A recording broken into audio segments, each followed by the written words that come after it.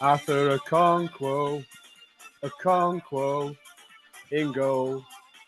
What is love?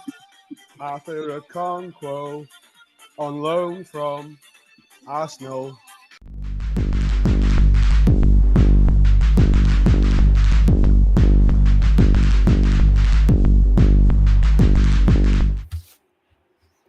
Good morning, good afternoon, good evening, wherever you are watching in the world. Sean Driver and Brendan's here, and we are bringing you the EFL trophy match. And here's the good news.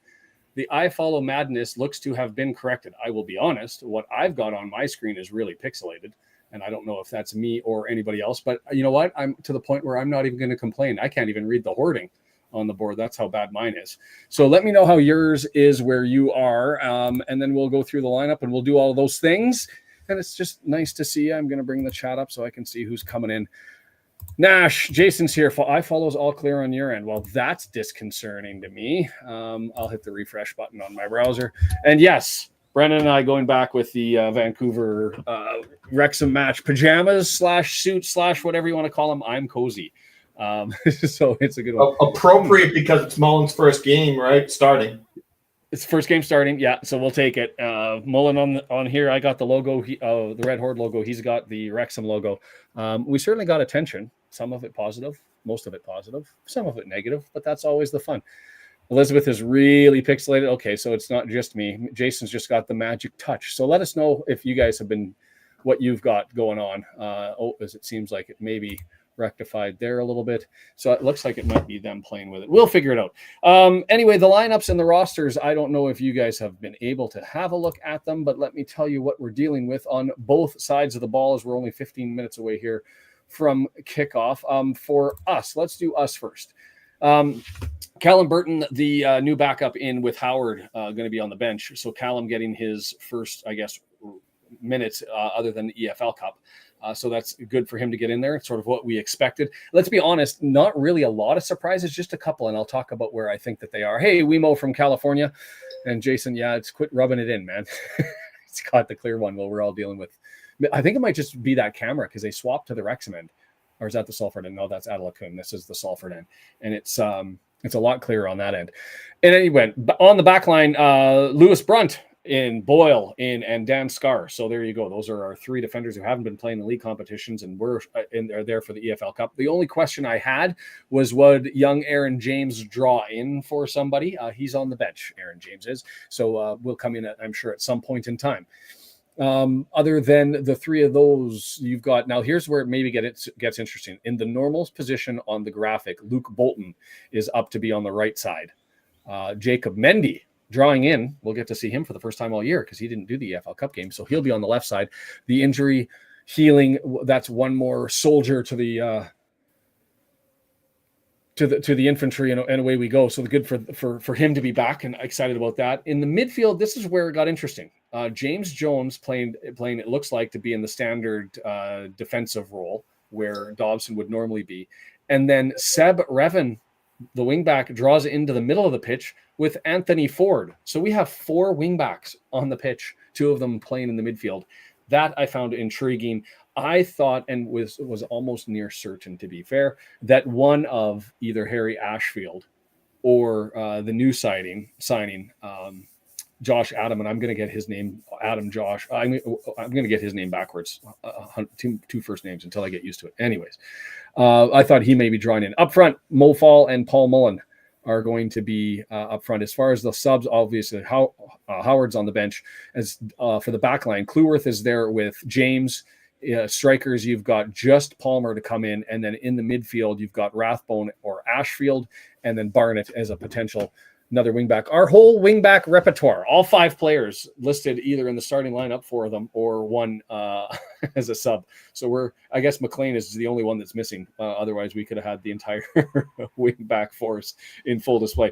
Rui, how are you? Alex T, nice to see you. And Welsh Techie, you'll have to tell me if are you taking this one in at home, because you guys will have the feed there. I'm assuming that's the case. And so, yes, it doesn't look as pixelated now. I don't have to talk about iFollow and all of the druthers and problems that have been arising as a consequence of them. I'm sure I saved the the Salford lineup, and now I can't find it to pull it up. So that means there it is.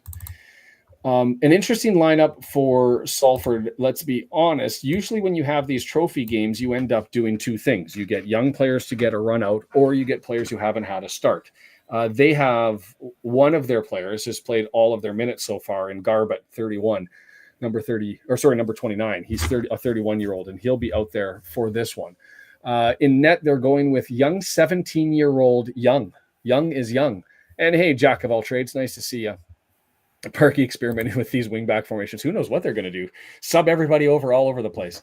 But yeah, it's on Sky Sports in the UK. iFollow seems to be working. Hallelujah. And all is right. Young 17-year-old. So he had minutes in the EFL Cup. He's going to be getting the start for them. I don't know exactly what their positions are, so I'll just run down their age. What intrigued me was a lot of veterans. Watson, 31. Lund, 33. Taylor, 32. McElhenney 32 and Garbett 31, Shepherd 29. Those are all the years of age. So that's 1, 2, 3, 4, 5, 6 players over the age of 29. Now, not many of them have had minutes. Shepherd's these will be his first minutes of the season. Garbett, he's got the opposite, 360 minutes. And then you've got the rest of them, McElhenney 130, Taylor 105, Lund 32, Watson 20.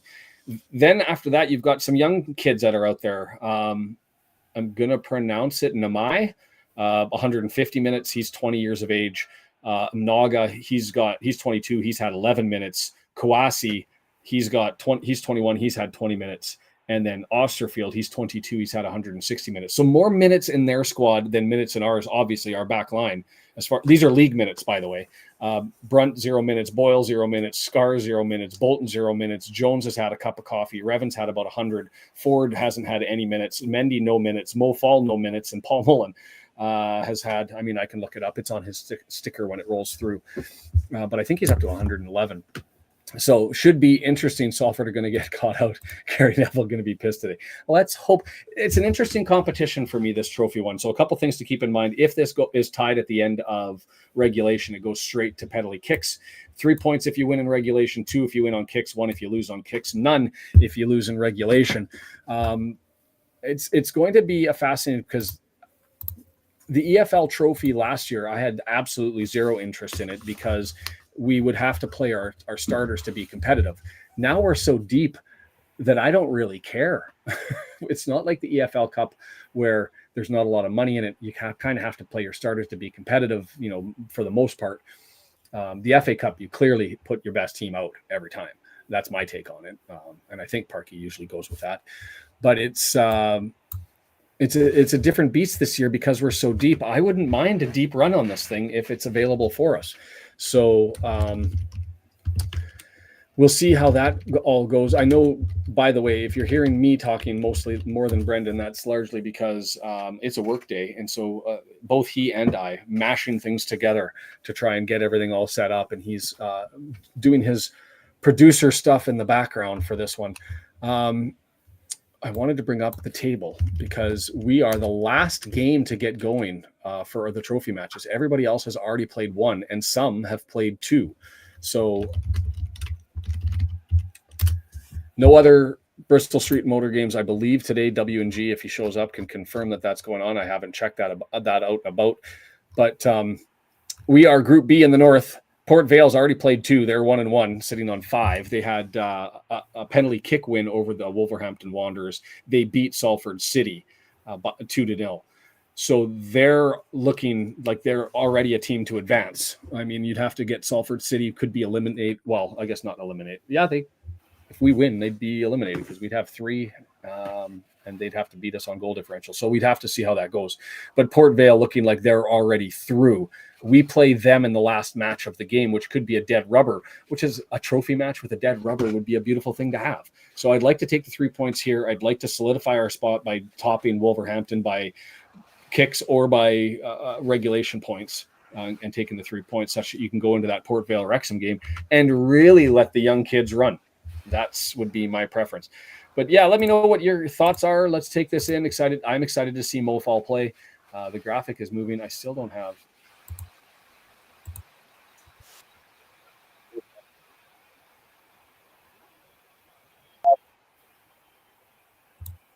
Ruth is swamped at work, so I guess I'm doing play-by-play, which is normally a trophy is a trophy, Wembley is Wembley, and there's the perfect view. Last year, though, I was so focused on last year was a promotion or bust sort of year. This year, I will definitely take a promotion, but if we're near the top of the table and we have a year of consolidation, not the worst thing. There's almost nothing in the trophy. Almost nothing. And to be fair, the trophy is protested by a lot of clubs. A lot of clubs object to the notion of having under 21 teams into this competition. They think it's more control, power, flexing of the Premier League teams, and they say there's a lot who have an issue. I thought dead rubber was the term that was used in the UK. That's where I got it. Nash is saying, "Oh, dead rubber doesn't translate well in the UK." If I've got that one wrong, that's an adoption that I've taken. So then I'd feel really awkward. The Birmingham video is on the go. Obviously, everybody's looking forward to that Monday nighter, Monday 8 p.m. Over there. So going to be an afternoon start for us. I'm stoked for that. As I've started to go through the lineup and I've started to look at their roster, I've looked at their stats. It's a fascinating time to be playing that team as they're looking to try and find some gel, and we're coming in as a well-oiled machine. And so we'll look at it.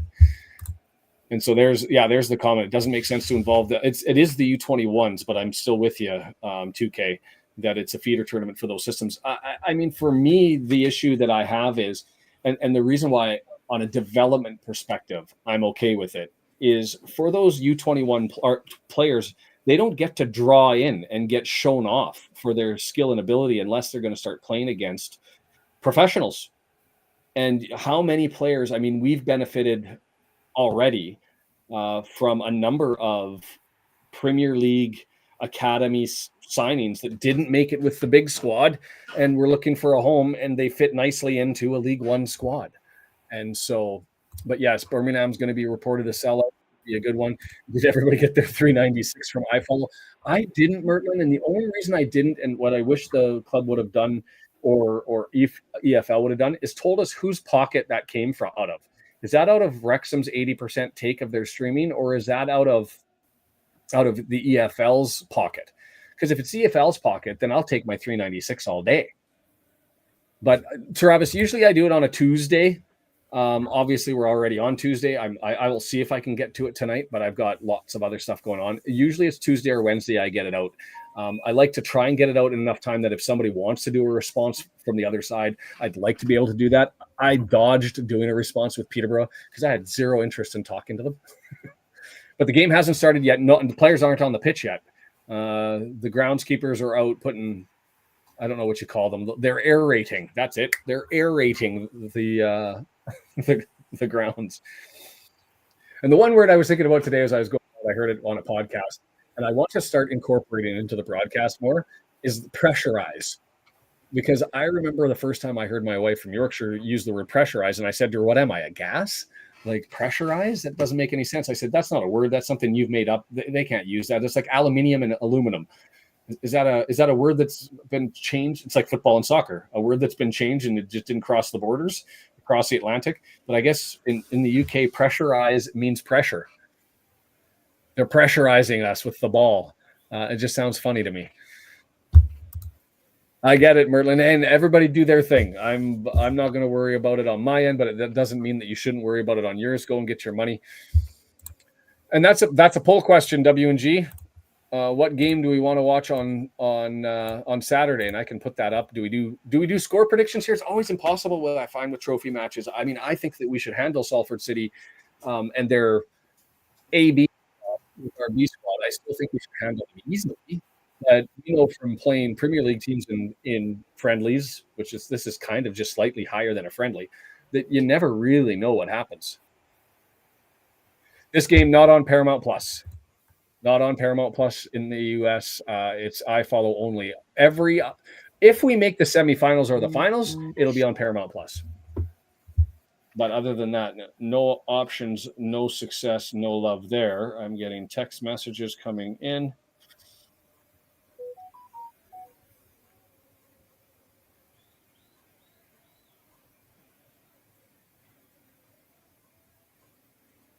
Interesting. We've got things cooking and developing all over the place. Keep pushing up, pressurizing. Yes, that I need to incorporate that more. Just because I also insulted my wife for using it, and now I have to incorporate it because that'd just be the right thing to do. As the players are coming out, we're in our reds.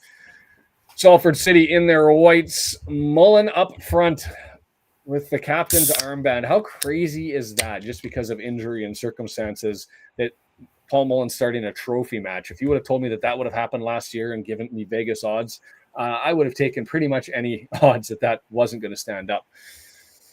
Did you say Faal is on the bench? No, Faal is a starter. He's out there. So it'll be Mullin and Faal up front. I just don't know for certain who's going to be on the wing backs. According to the graphic, it looks like it'll be Mendy on the left and Bolton on the right. And it'll be Reven and Ford in the middle. But we will see how it goes. What happens if those two just absolutely eviscerate Salford? Well, the amazing problem that Parkey could have after this one is what happens if Reven and Ford look really, really good in the midfield? Do they start to get a look? Who scores the first goal? Let's put that one up. John always has the best poll ideas. So, man, I've got to just do a thing here. Yeah, and it's set up. It looks like to me, yes, it's Mendy on the one side and it's going to be Bolton on the other. So it is as we anticipated from the graphic. And I've got to go to the poll here. Poll. Start a poll. Who scores the first Wrexham goal? We got to go with Faal, Mullin up front. Obvious is the obvious options. Who are the other options? We go with two attacking forwards, Jones or Ford. I don't think I would put those two up there as legitimate options. Let's put Reven as one, and let's put Bolton on the other. Let's put Bolton on the other.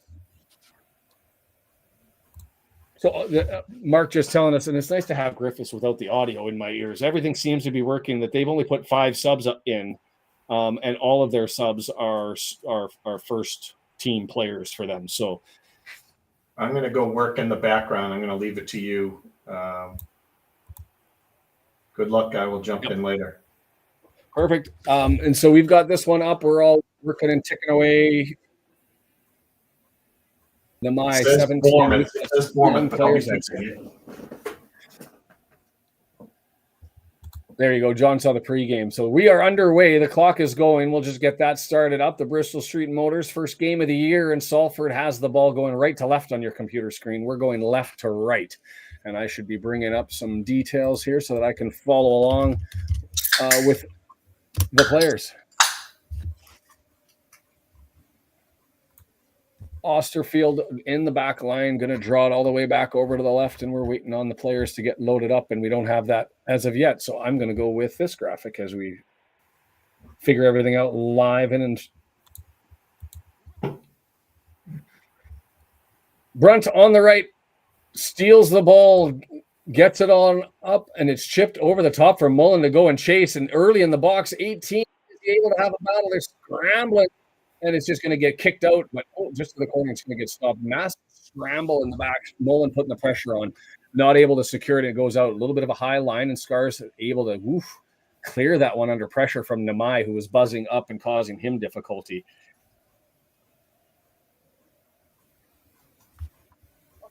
The stream is clear. Everything's okay. Cross your fingers, lads. We might be okay for one.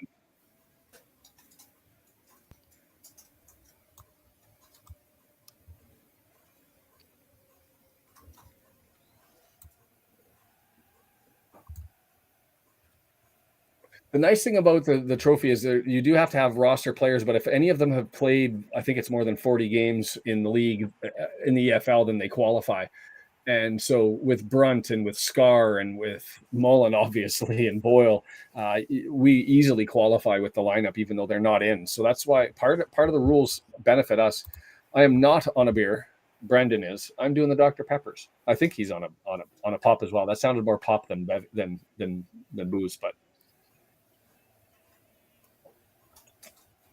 John saying he thought in that challenge up front, Moles might have tweaked his back. We'll have a look as Burton waits to get us under restart. 2 minutes, 15 seconds, click right there. Bolton, first touch, got it from Faal. Bolton draws it back and gets it to Brunt, switches on, down to Scarr, and away we go. Hey, David Nicholson from Houston as the Americans start to click in here. Bryn, is that Victoria in Vancouver Island or Victoria in Australia?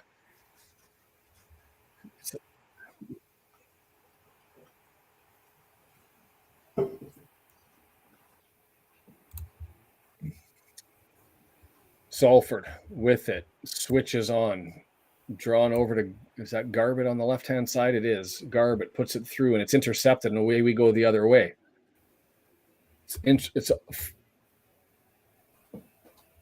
Ford tried to get it to Faal, got clicked out by Garbett. So Garbett, their experienced man, is on the right side. So you'd expect it, if you're looking for a weaker side to go down, you'd expect it to be the left. So far, everything down the right. Is Dr. Pepper the safer soda? Yes. And Cassie's here. How are you? Bolton with the throw in, got knocked out. Going to do it again. 3 minutes and 35 seconds coming up on the clock. And there it is. Bolton has an opportunity inside the box. Ford tried to push it through and it deflected. He wasn't able to get there. Salford clears it. Scarr heads it forward, and Salford's going to try to settle it down in the midfield, and they're able to do that. It's Namai with it down the left on a feed from Kawasi, and it's cleared by Brunt. Is it going to stay in? It does, and Garbett settles it down nicely, and away we go. If Wrexham gets a clean sheet, does Dan Scarr get 0 minutes this year? I mean, that would be a wonderful problem to have.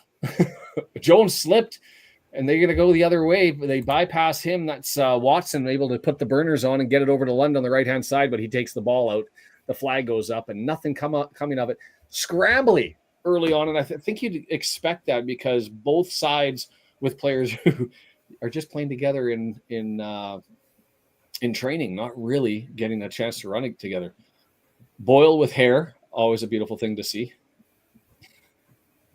Throws it in. Mendy tries to get it to Faal, goes out, and we'll get another throw.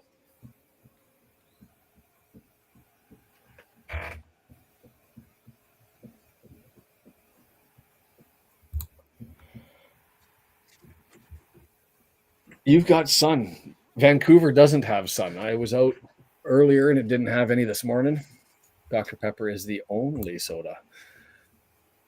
I'll do a Coke Zero. I don't get the U.S. I might offend my friend who's in the background and can't speak for himself, but one thing I don't get about the U.S. soda pop drinking culture is Mountain Dew. Like Mountain Dew. It makes no sense to me. But hey, you do you.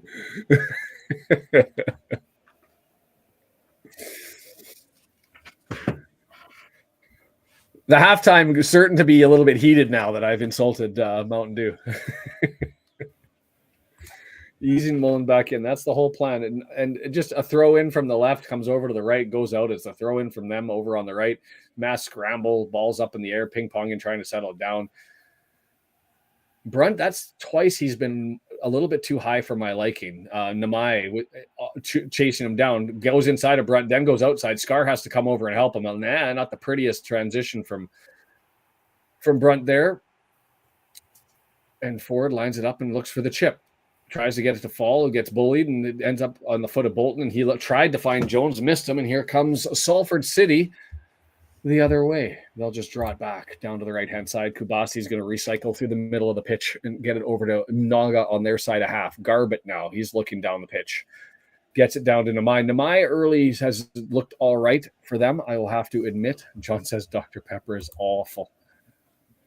RKO's got an off-brand Mountain Dew. Is that allowed? That's unfortunate, Cassie. Jones with a foul. This referee, we haven't had him before. He's been right behind us as far as when we were in the National League. He was in the National League North. We got up to League Two. He did the National League. Now we're in the League One. He's doing League Two matches. So we haven't seen him before. But if you saw my Twitter, the Wealdstone Barnet game, was that who it was? Anyway, he took a 100th minute equalizer, and in celebration after the match, he took a flare off the chest and just brushed it off. And I thought, this guy's a boss. Doesn't seem to call a lot of fouls, so I expect a physical game from him. Back to Young. Is he 17? Did I get the numbers wrong? Because he doesn't look 17. Somebody might want to check. Mr. Young of Salford City. Osterfield sweeps over. Shepherd now. Right-hand side up, flicks over, looking for Namai, who's gone from the left over to the right, but it's headed away nicely by Scarr, and Boyle adds it up to Mendy. And here, finally, a little bit of possession, but Mendy says, let's do hoofball. Mullin, chase it. And Salford City says, nah, that was an easy collect by Mnaga. Nothing so far, and not a lot of build through the middle. We've been trying, but our passes have been missing. And the default is the long hoofball for Mullin or Faal to chase, and haven't had any success or love there. Oh, John, don't. I like you too much, John, to say horrible things like this. Dr. Pepper is to drinks what poutine is to food. No. But you will want to stay tuned to the Birmingham City. Who are you? Because I'm going to go with an interesting Brummy food that I found that I think actually fits the club. So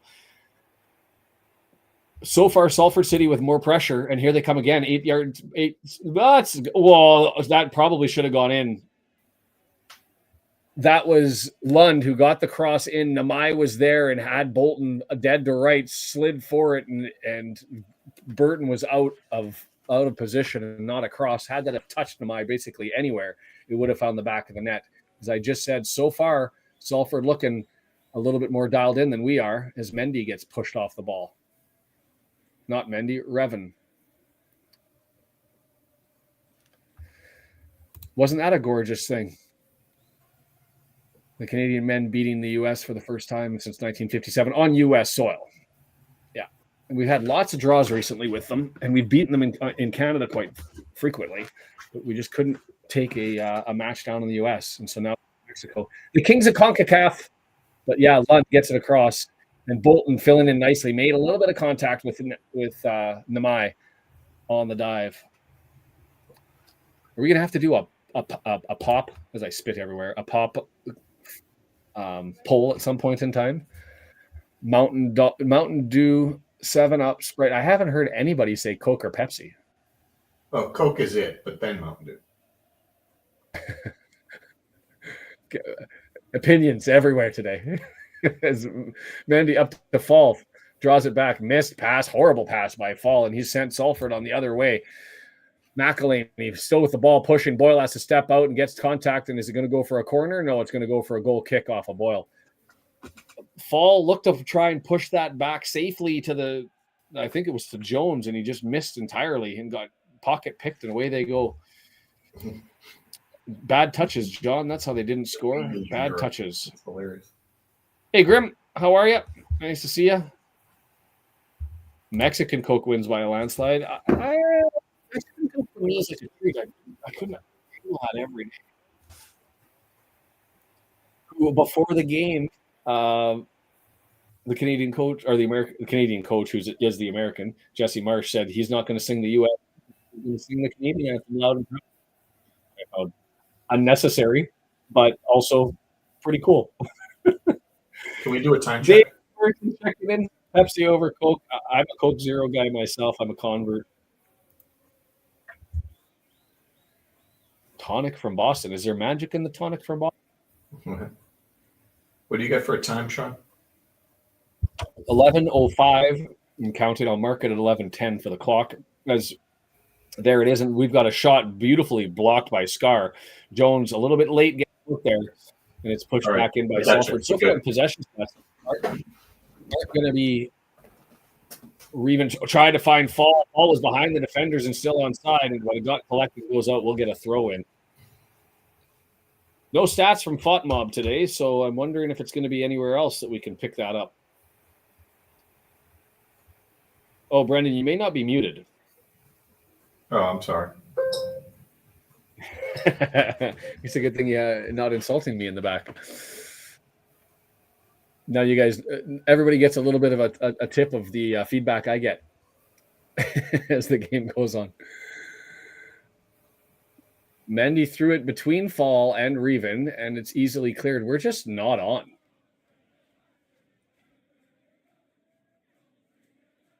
Deandra, nice to see you. Thanks for stopping in. We already handled Mexico in the Azteca and the Azteca. So we'll take them out in the US too. But yeah, that'll be a fun one to watch. Forward. Mullin couldn't get it. Faal has it. He's got Ford. Instead, he draws it back to Jones. Jones, he's got Bolton over on the right-hand side, 20 yards out. First little foray with some possession. Bolton driving on Namai. Can't get the cross. And instead, nope, we can't get the corner. So Bolton comes out and... Oh, it did go for a corner. Oh, went for a goal kick. If that went out, I don't know how that went out of play off of Bolton. But the reality is I don't think it went out. I think Namai slid and kept that in. Bolton had to play it, and then he gave up the ball. At the end of the day, it's the fact that Salford has possession is probably the right outcome.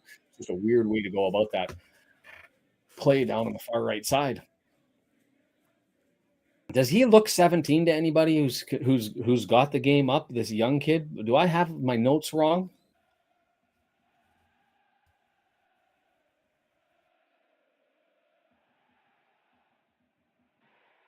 Anyway, we're back underway. It's Salford City with more control, but been able to work their way up the pitch relatively easily, get it up, and it's headed back the other way by Revan. He's got Jones, who does a nice little turn and settles it down. Well done. Forward in the middle of the pitch. He's going to give it to Brunt, who's going to move it forward. We're still on our side of half, looking a nice pass forward up to Mullin, who clicks it to Bolton, draws it back to Brunt. Scarr all the way back.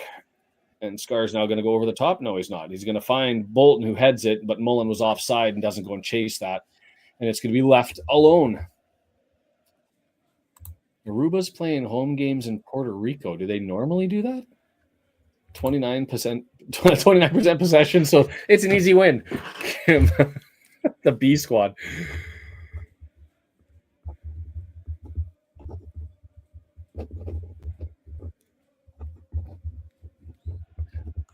I'll never insult you, John, but you will baffle me, my friend. Brunt, long carry all the way past 40 yards before he dishes it off, finds Mullin in the middle of the pitch, and he's looking to dance. Right-footed. It took a monstrous. Didn't miss by much. Huge effort from, 35 yards out? 38 yards out? Right footer, and didn't miss by much, to be completely fair, and I don't know had a better option. He had Osterfield dead to rights, danced him back over to the right-hand side, and missed by about 1.5 feet over to the top corner. I unmuted myself. I will definitely insult John. I just was too busy to before. I'll go back on you now.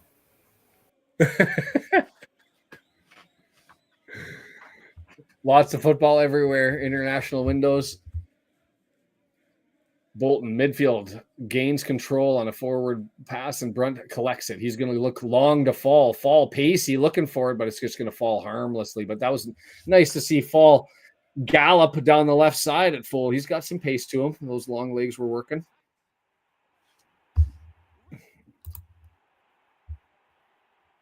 Garbett, Naga, Shepherd, and they're going to just Salford kick it around. Hey, Tuglandia, how are you? It's a fairly casual, easy day today. So casual that Brendan and I decided to wear the nice switch, and Burton has to come out and collect that. It's just a little bit shorter, and Namai would have had that to run up onto. Bolton, blast by one, 30 yards. He's still pushing forward, 25 yards, draws it back to forward. Ford and him working on the right-hand side. See, it's interesting with the wing-backs now, because you've got Revan and Mendy working together on one side, Ford and Bolton working together on the other, and then filling the gap, Ford being where Cannon usually is positionally, Revan where Lee normally is positionally. And there's the dig back for Brendan.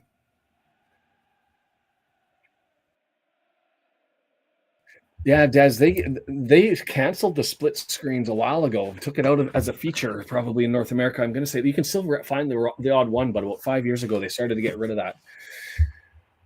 Paul Fogarty, nice to see you, my friend. So far, a scrappy, sort of ugly affair that you would, I suggested earlier, you'd anticipate this between two teams who their B squads are out, well, mixed with some players who start, but not a lot of play time together. It's and you've got players playing out of position. Nice little pick by Revan. He steals the ball and he's going to push forward. He's got Mullin on the right side. He's got him 18 yards out and left-footed. Scores! Woo-hoo-hoo! Gorgeous left foot. I'm just going to plop it in the top left corner. And too easy. He could have walked up and just like thrown it into the corner of the net. It just looked like it was that simple. That simple. And he puts the Deadpool mask over his head in celebration. Oh, man. The props. Are you going to have props on the side of the pitch for celebrations? That's not going to eat a yellow card, is it?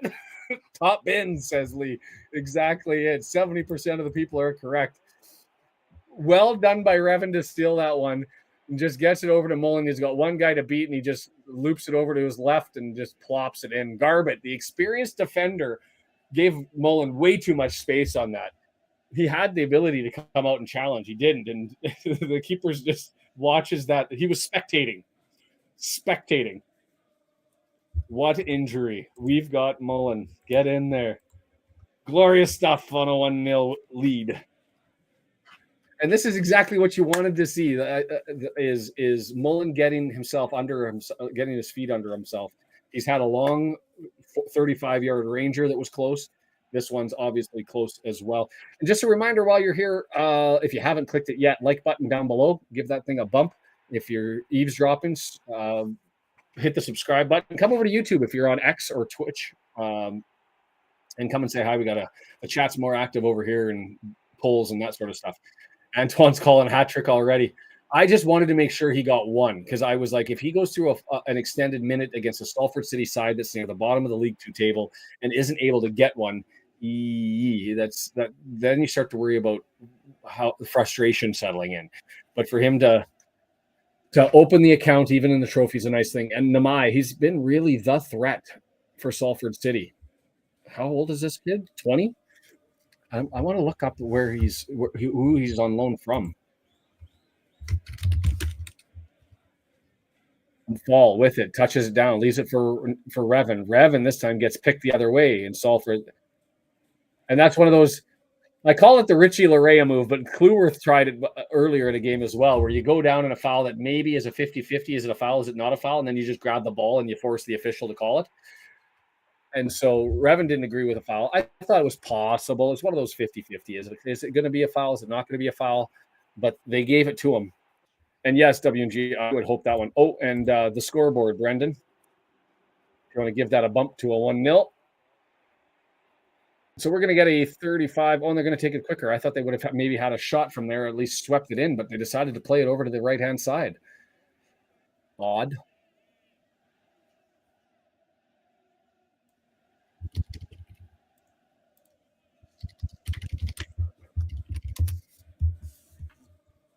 So Salford, more possession. And Kim, you'll have to tell me where you were getting your stats from because FOTMob doesn't have it. Nice little interplay by Salford City, about 4 passes between themselves on the right-hand side before they entered it for Namai. He wasn't able to collect it, but he does maintain possession. Osterfield over to the middle of the pitch, left footer coming, blocked. Fearless block by Brunt, dove round, just making sure he's not shaking his head or anything. It's Faal all the way back in support, nicks the ball and gets it to Brunt on the clear. Well done, sir. The forward saying, let's get some possession going the other way here. And long ball looking for Mullin, but easily knocked it down. Parky pregame said he's not going to be changing the starting 11 based on how they're playing. So just to change legs, he's already got a script. As Revan's got it pushing forward down the left-hand side. I wouldn't want to give Mendy too many minutes. First game back, coming back from injury. I would, and you get extra windows, so I'd like to see Ashfield out there at some point in time too. So Ashfield can go in and then move Revan out to where Mendy is would be my first one. The stadium is so quiet because it's a trophy match. It's only going to be half full, and half full is going to be way more than anybody else in the trophy. There are some games that will play with 400 to 1,000 showing up in attendance because of the protests. A lot of clubs don't support this trophy. especially the early rounds, because of the U23 teams or the U21 teams playing in it. When you've got it, you've never lose it. That's truly. I think always when you come back from an injury, though, there is typically some ramp up time. I can take the poll because now everybody's cheating to vote for him. Where do I get that from? A second.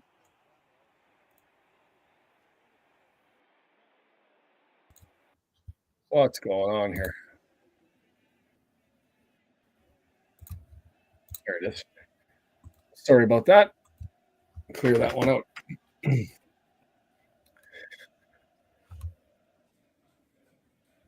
I've missed if Kim did say where the Salford or where the stats are. If anybody has them, feel free to let me know because FOTMob doesn't have them up. Possession has been about where she was joking at about 29%.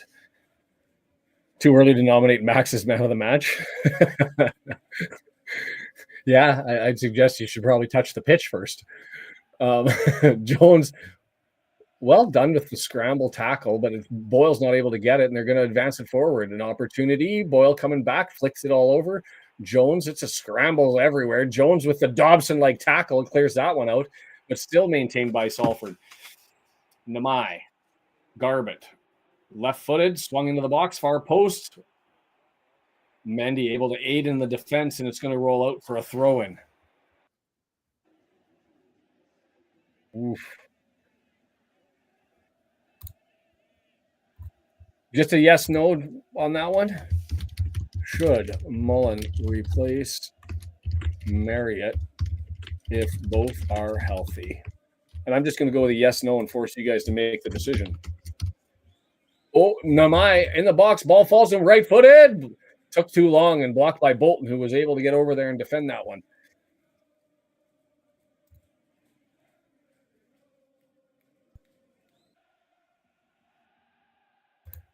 Got to add some countries to that bar, Brendan, as well. Costa Rica, Gibraltar, and Portugal. Oh, did you? Okay, good. Ooh. Oh, threw him down. He's going to get a card for that. He is. Line was Faal when he did that sliding tackle, and he splattered into the Salford man at about 22 yards out, just perpendicular to the edge of the 18-yard box on the left-hand side. And so he was.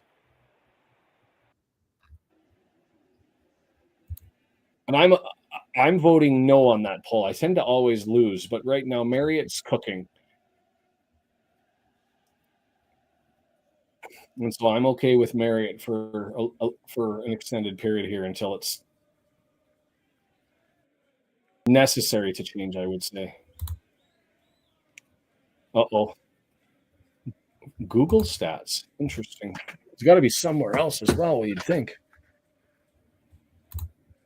Thank you. Oh, that was a dangerous entry into the box. Left-footed sweeper, and it had Kouassi, a 21-year-old. He doesn't look 21 either.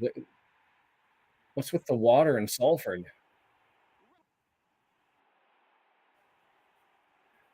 Good delivery, doesn't get up on top of the ball, and it just goes up and out of play. And so we're fortunate there. Got it.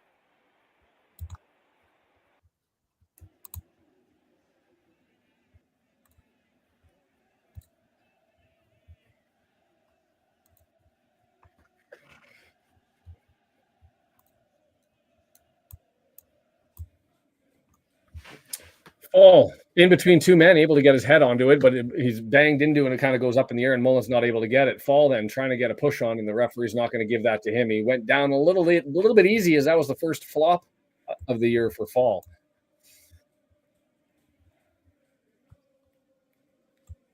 You look at the momentum meter, and it's all way with Salford except for that space where we scored, which is more predictable. Even against a League Two squad, we give up the possession. You guys do your thing.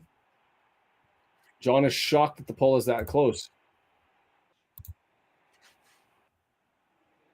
What if I disagree with you, John, and I tell you that Mullin's not our best player?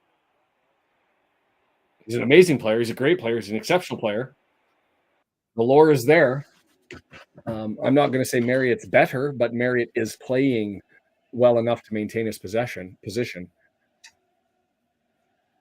Oh no, Jorge, we've got no issues here.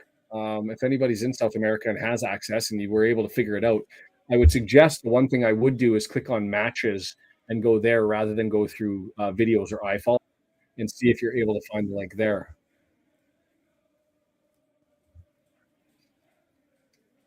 10th leading score for Wrexham. I'm not going to say that there haven't been a lot of goals. I'm not saying that by any stretch of the imagination. But, Bolton tackled, but tackled or tackled? I don't know which one he did.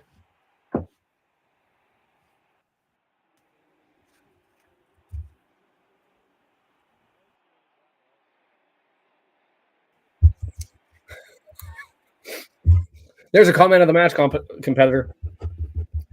If Faal falls and nobody hears, nobody else is around, does he still make a noise?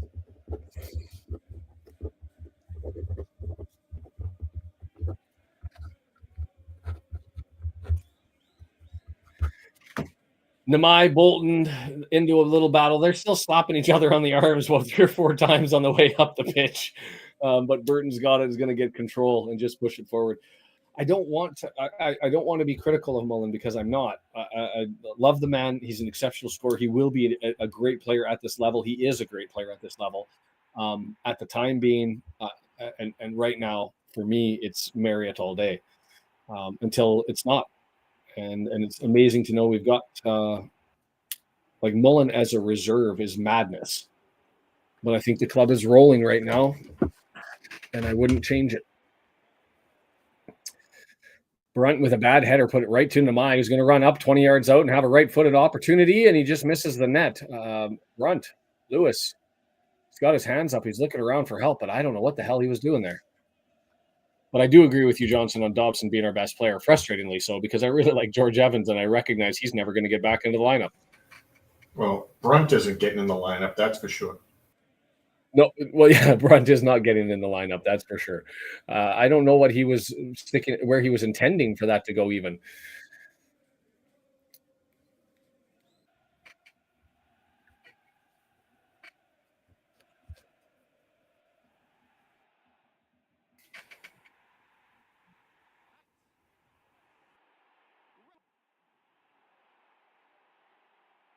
There is Garbett down the left-hand side working on the mind. It just seems everything. That's a nice ball, and he's going to have an opportunity to get. You thought it was offside. I'm not so sure, but I think Brunt was just slow on his horse going the other way. Boyle has to come over and get that. Nobody says he was offside.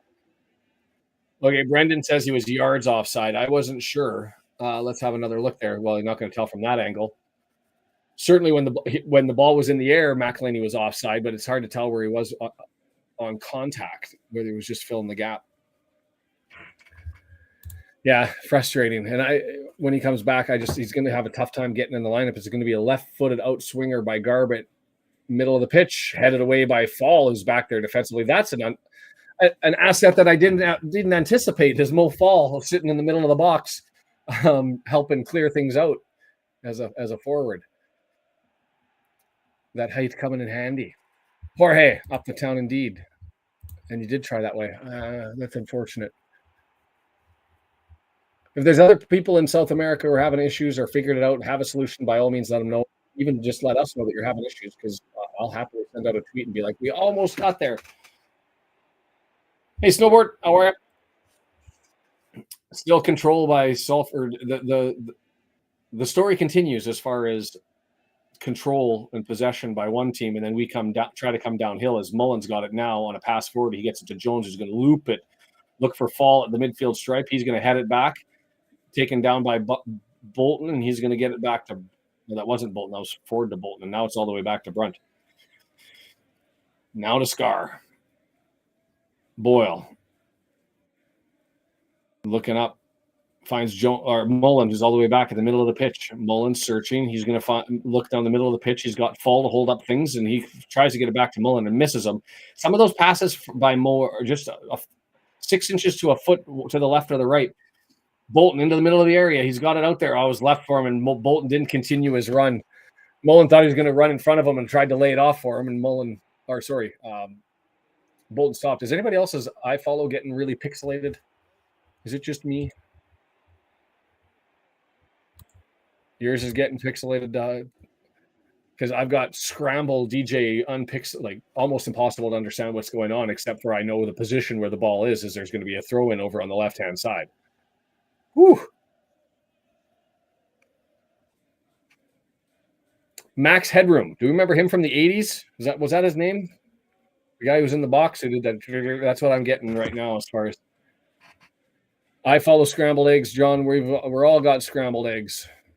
I follow glory. Take a screenshot while we're at it. I'm gonna get the snippets up. I'm not.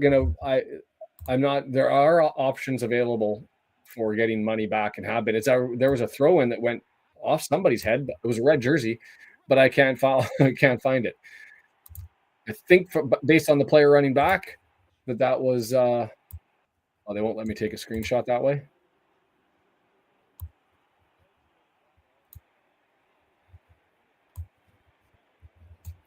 Getting a little bit better. I don't know about the replay stuff if it's coming out of EFL pocket or out of Wrexham pocket.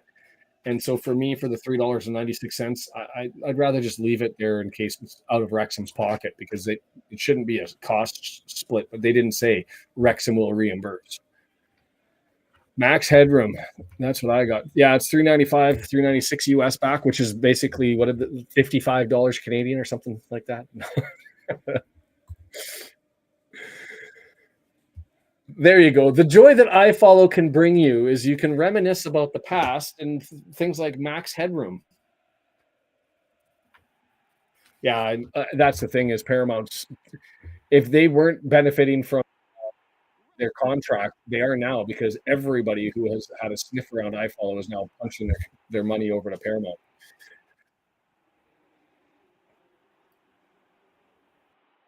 Jesus.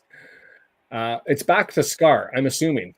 And now it's over to Brunt, I'm assuming. He's about 35 yards out. And he gets it over to Bolton over on the right-hand side. He does a little right-left turn on Namai, and Namai nicks it and comes the other way. Namai with it. He falls down, gets taken down by Bolton. Is that a free kick? I'm assuming because everybody stopped that's what it is. I am a barrister by day, and I should be. I work early in the morning and late on the into the evening on Tuesdays. Was that the concert in Vancouver? Because I was just at that one. And yes, she had the Max Headroom. I think that's why it was pop culture wise was in my head, is because I'd just seen it. I was an emergency sub for my wife after her best friend canceled. So that was good.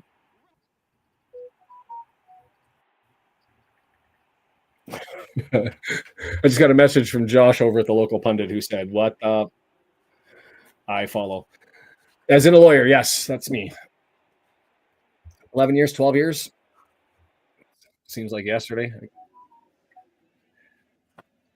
Yeah, I don't know if it's Sky that took over. I don't know if it's Stream AMG. I don't know what the problem is. I've heard a rumor. Anyway, Brunt all the way with it, gets it up to Bolton. Can he draw it back in? He does. It flips up over top of that wasn't Namai, but he was there. I'll even share the story. I won't say all the tech details or why, but there were some issues with respect to live betting and wanting to increase a delay on the feeds to limit some sort of issues, which doesn't make any sense to me. That may have caused the problem last weekend. Why we're sitting here staring at this, though, that doesn't answer. That's a flop. Scarr is going to get a foul 20 yards out just right in front of the box.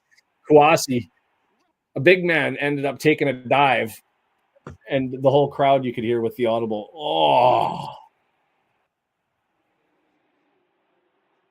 I'd like to have a look at that to see if there was actually any contact made. I'd like to see if his right foot actually made contact. It's hard from that angle, because otherwise that's really sad. Yeah, I mean, he encouraged, so 5 men in the wall.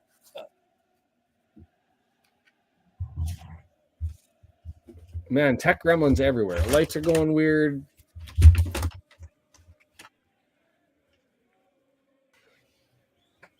So it's going to be left-footed anyways. We know that much, and he's going to have a crack and try and bend it around. There it is. Misses. Did that deflect off a forward? It did. So they think Garbett would have. Marks thinks Garbett would have scored on that one. No way for me to tell from that angle of how close it was or wasn't. But the wall does its job.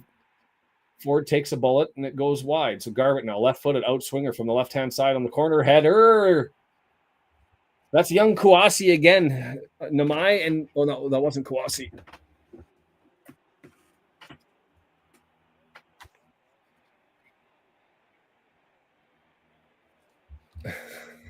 I hope you're muted, Brendan.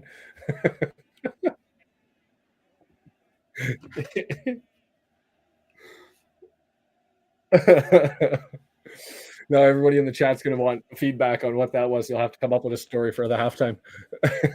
8 minutes away from the half, where Brendan will join in and explain his love for Mountain Dew. And also come up with a story for that one. Brunt able to clear that one ahead. We're back underway. Settles down. Jones, he's looked all right in this role. I'm going to be honest. And he comes charging through and gets that one to Revan and keeps running. But Revan says, no, I'll get it over to Mendy, who I haven't said Mendy's name a lot so far today. Looking to dance on the man, runs towards the edge of the area, entered in.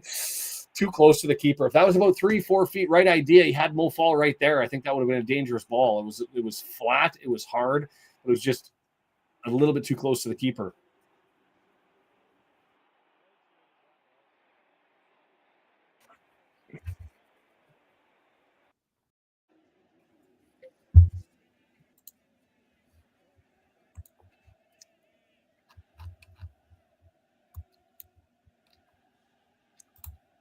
Eight shots, 0 target. I believe it was Luke Garbett. And he was the one who took that shot that went off of Ford and out of play. That Mark thinks from his angle that it would have gone in had it not have hit Ford. But yeah, Luke Garbett from was at Everton and then played on loan all the way through. 31 years of age, and then an extended stay at Blackpool. Is Namai with it, gets it on back. Osterfield draws it over, gets over to Edwards. I didn't even know when Edwards got onto the pitch. But anyway, Edwards a sub. Did we miss a sub? There's Edwards. Gets it back to Watson. Watson all on the right-hand side. Haven't called out many of these names because it's been through the left all the way through. But here's an opportunity to goal left. Big save. That was impressive. Lund. Burton had to get over there. Well placed by Lund, trying to do the Paul Mullin, place it into the top right corner for Binns, but Burton was able to get over there and get his hands on it. It'll be a corner over to the right-hand side. Not enough, not the pace that Mullin had, but certainly the placement is nice little interplay on the right-hand side. And it was a right footer. Yeah, well taken by Burton.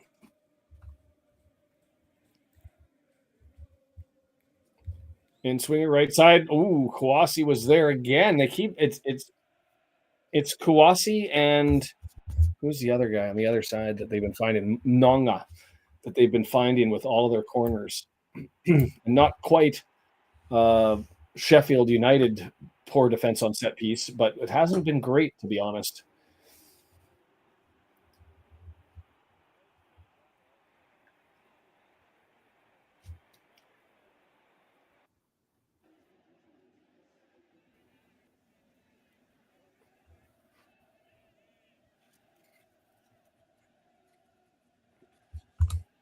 Yeah, it's something that doesn't make sense to me. I mean, even if you're there, usually there's got to be a window that it's got to be 5 or 10 minutes back before you end up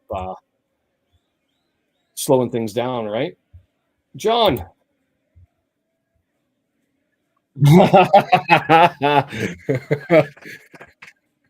John. The thing is the value that Brendan brings to my household and my wife's happiness, it's going to be hard to put that into monetary terms because him freeing things up for me to be able to spend time with her and the kids is massive. So, but I appreciate the donation and you, my friend, for being a good sport, first of all, for that good old Massachusetts banter. And obviously for the donation. It's much appreciated. Thanks, John. So Revan all over the back of Kouassi. So between Kouassi and Namai, they've got some good young guys that seem to be there. Like as far as talent goes, if they can put some people, I mean, they're loan guys.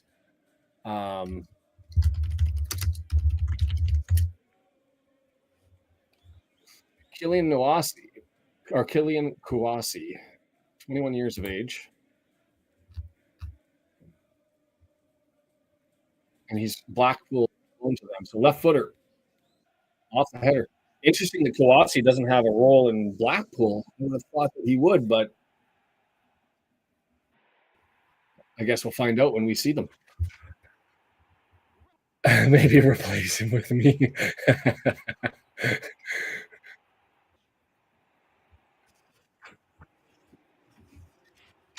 Good stuff, John.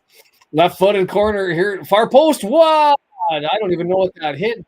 Burton sitting there telling he had me by my shirt, and I couldn't get out there. You got to call that stuff, and somebody cleared it because it's going to go for a corner on the other side. But I don't actually know who the heck that hit. 43 minutes, late pressure. The fans quietly embracing this one in the racecourse. So I want to bring up the trophy, EFL trophy attendance. Far post this time and way over everybody, and Bolton's there to try and outpace the man. They both fall off, and Mullin's all the way back to try and nick it.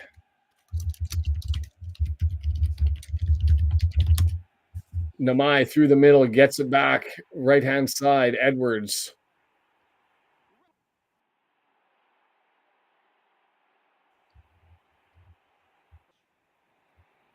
I don't have attendances. An average attendance of 1,905. Is that what I'm seeing? Tops at 4 to 5K.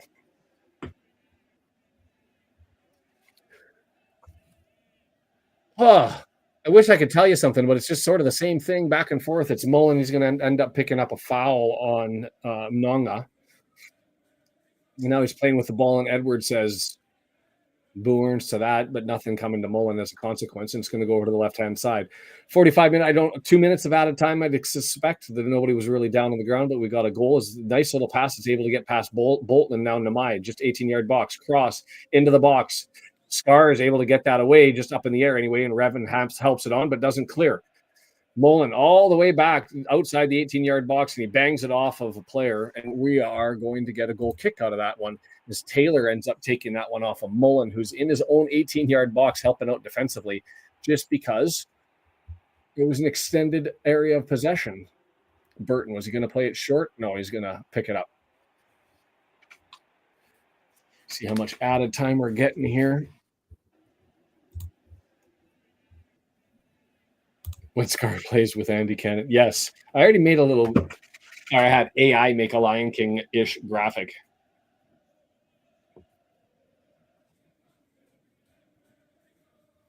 I'm also debating adding a t-shirt to the store, one that says follow, and another one that says terrorist football with a picture of Parky.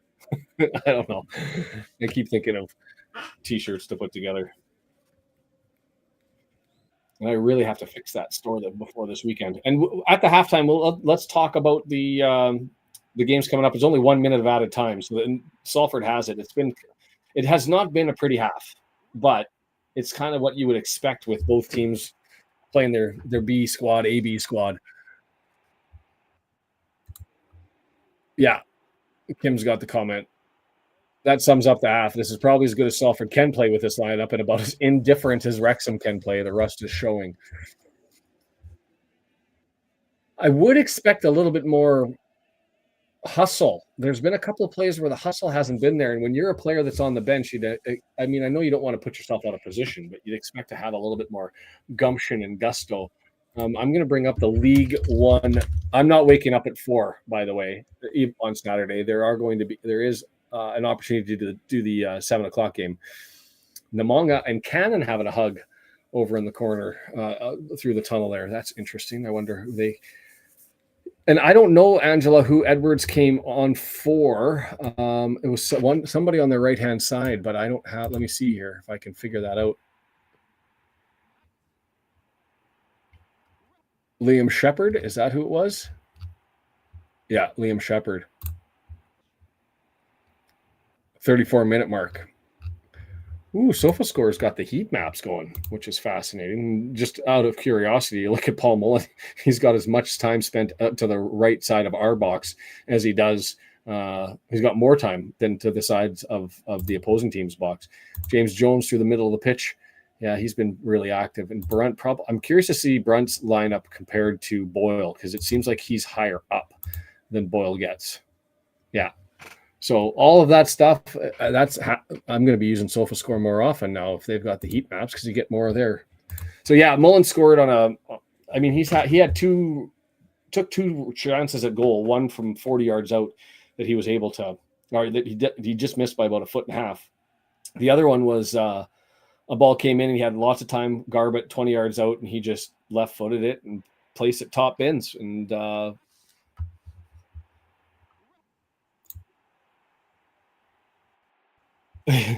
I'm okay if the feds want to come and look at me. Maybe I call it cactus kicking terrorist football.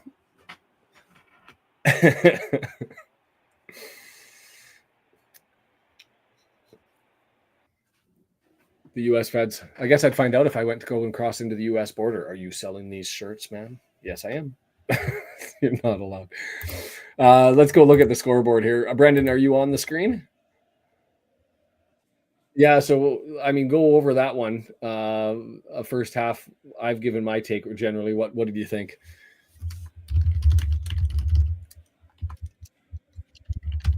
Yes, you did.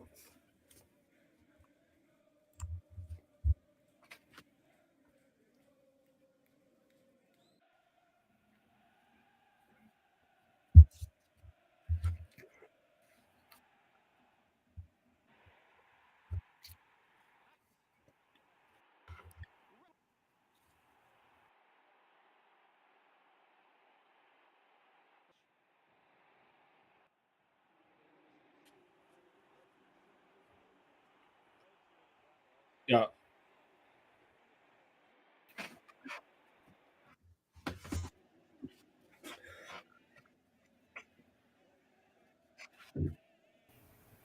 Sorry, Oh, you are guys. muted. Yeah, my Go bad. ahead. Thanks for catching that, Jason. Yeah, the three guys I was looking at was Scarr, Brunt, and Faal. I thought Brunt was just awful in multiple ways, out of position, misjudging balls, bad passes, you name it. All of it looked not so great. And then Scarr looked solid and had a lot of work to do, scrambling around trying to make up for that. So I thought he did decent. And Faal did not look like he wanted to get in the mix. Wasn't physical enough for me. Wasn't hustling enough. Wasn't trying to get to stuff. Wasn't boxing people out. Wasn't, didn't look great when he was touching the ball. Like nothing stood out. Yeah, Mullin looked good. That made that goal look way too easy. So, yeah, Mullin looked good. I'm Brunt. I agree with you. Out of everybody on the team, he looked the most disconnected. I was impressed by Jones, who looked good in that defensive role. Do I think he's better than well, certainly not Dobson, but Evans as a backup there? Probably not. But he I have to give him credit for it. Revan playing out of position, I don't think he had himself a good first half. But it's a scrambled game. You look at the stats: 11 shots, one on target for Salford City. Us, 2 shots, 1 on target, but we're ahead. You look at the possession; we're comfortably in the mid-30s again. This has become our identity, and it's fascinating because you watch and you listen to other podcasts, and they say at some point in time the metrics are going to catch up to us. You can't give away that much possession and not shoot. Our efficiency can't stay at the level that it's at forever. And once we lose out on the efficiency, our wins turn to draws and losses and we fall off. I've seen no sign of that, even from our B squad here. Are you concerned at all about our effectiveness, our efficiency declining such that we end up not being able to pot enough goals? I am, although by the way, I put up on the screen our outfits so that they get the full thing. They're just seeing the top. So I gave the feed from your the Red Horde account on X. Good stuff. Yeah. So yeah, I am. Like, that's one of the reasons I think John wants Mullin back in. Right? It's not that he's unhappy with the result. It's just going forward, you don't want to run into a game where you need some Mullin magic and he's on the bench and Marriott isn't able to get you that extra. What I would say is the most promising thing is not that there's one guy that's super hot, but that everybody, the whole team seems to be passing very well. Everyone, it's as if they know ahead of time. Like, there's a lot of one touches. The ball used to get passed around and stick. And now it's almost like they expect, okay, the ball's going to go inside, then it's quickly going to go out to the wing, then that's going to get crossed. And they seem to be staggering their runs so that they're not all in the same place. So it gives them some options. Everything seems more coordinated. Everyone seems more comfortable. The fact that everyone's on board and anyone could score, I think it makes it more difficult for a team to beat up on Mullin or focus in one spot. So, I think we can continue to keep scoring, but yeah, I worry, and that's why I think you got to get Mullin back in there at some point, because he's best to overcome that all by himself, right? I'm going to run to your defense here. John says Brendan just doesn't like Brunt. He wasn't that bad. I think Brunt was that bad, and I say that for two reasons. I'm okay with the odd misplay. We're human. Everybody has them. He's consistently too high on his line that it's not straight, and he puts himself into positions with people who are able to get behind him. And then the issue that I had was, and it happened on two occasions. One was more egregious than the other, where he has an opportunity to make a clearance or make a pass or make a play as a center back. And if you have no other options, get it the hell out of there. Just smash it down the field. And he's given the ball away thinking he could get a pass to somebody in close and then misses the pass. And it's just creating those dangerous opportunities out of misplays are no-goes to me. And so I'm not impressed. I do think he has it. I recall him. I mean, other than him being the player who was nutmegged on that goal against Mansfield that gave us the win, and he probably should have been able to clear it, to be fair, last season. I remember being impressed by him. And so I still think he has it, but it hasn't been working. And maybe it's because he's on that right side and he's being asked to do something completely different than where he's comfortable. I don't know, but we'll see what ends up happening there. John says a healthy Mullin starts. Can't stay on the bench. No way, no how. I don't agree, but we'll see what Parkey does. I'm curious to see. I think that Parkey will leave Mullin on the bench because I think Parkey goes for what's working consistently when it's working for him, and will only change when it becomes necessary to change, either by injury or there's been some poor results. If we're pulling results, and maybe that Birmingham match is the key to it. Maybe the Birmingham match we don't end up winning, and he says, well, I gave Marriott the chance during the Birmingham match. He didn't pot one, so I'm going to go back to Mullin for the Crawley Town one that comes after it. We shall see. I'm going to give 4 options for the 7:00 in the morning game, Pacific time, 10:00 Eastern, 3:00 on Saturday, to see what you guys are interested in. I've gone with 4 options, and part of them are like, I don't want to do Crawley Town and Stockport. Saw them all last year. Largely know who they are.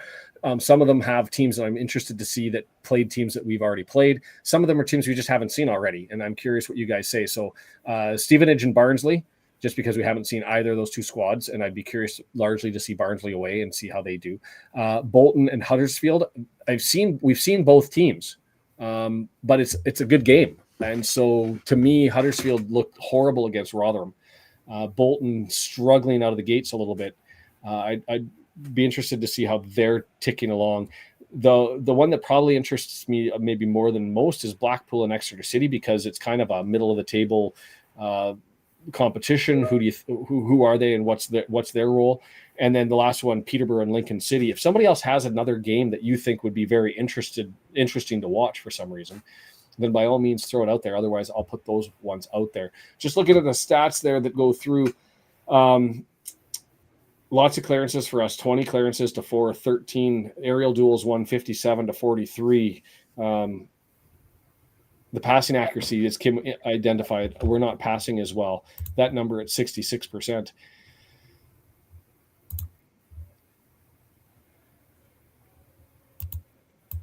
Mullin isn't going to start, but I think we're saying the same things here, unless Marriott goes on a tear with Birmingham, and then all of a sudden we've got Mullin, who is going to have to be comfortable in his coming out late role if Marriott's on fire in pots 3, like Kim identifies.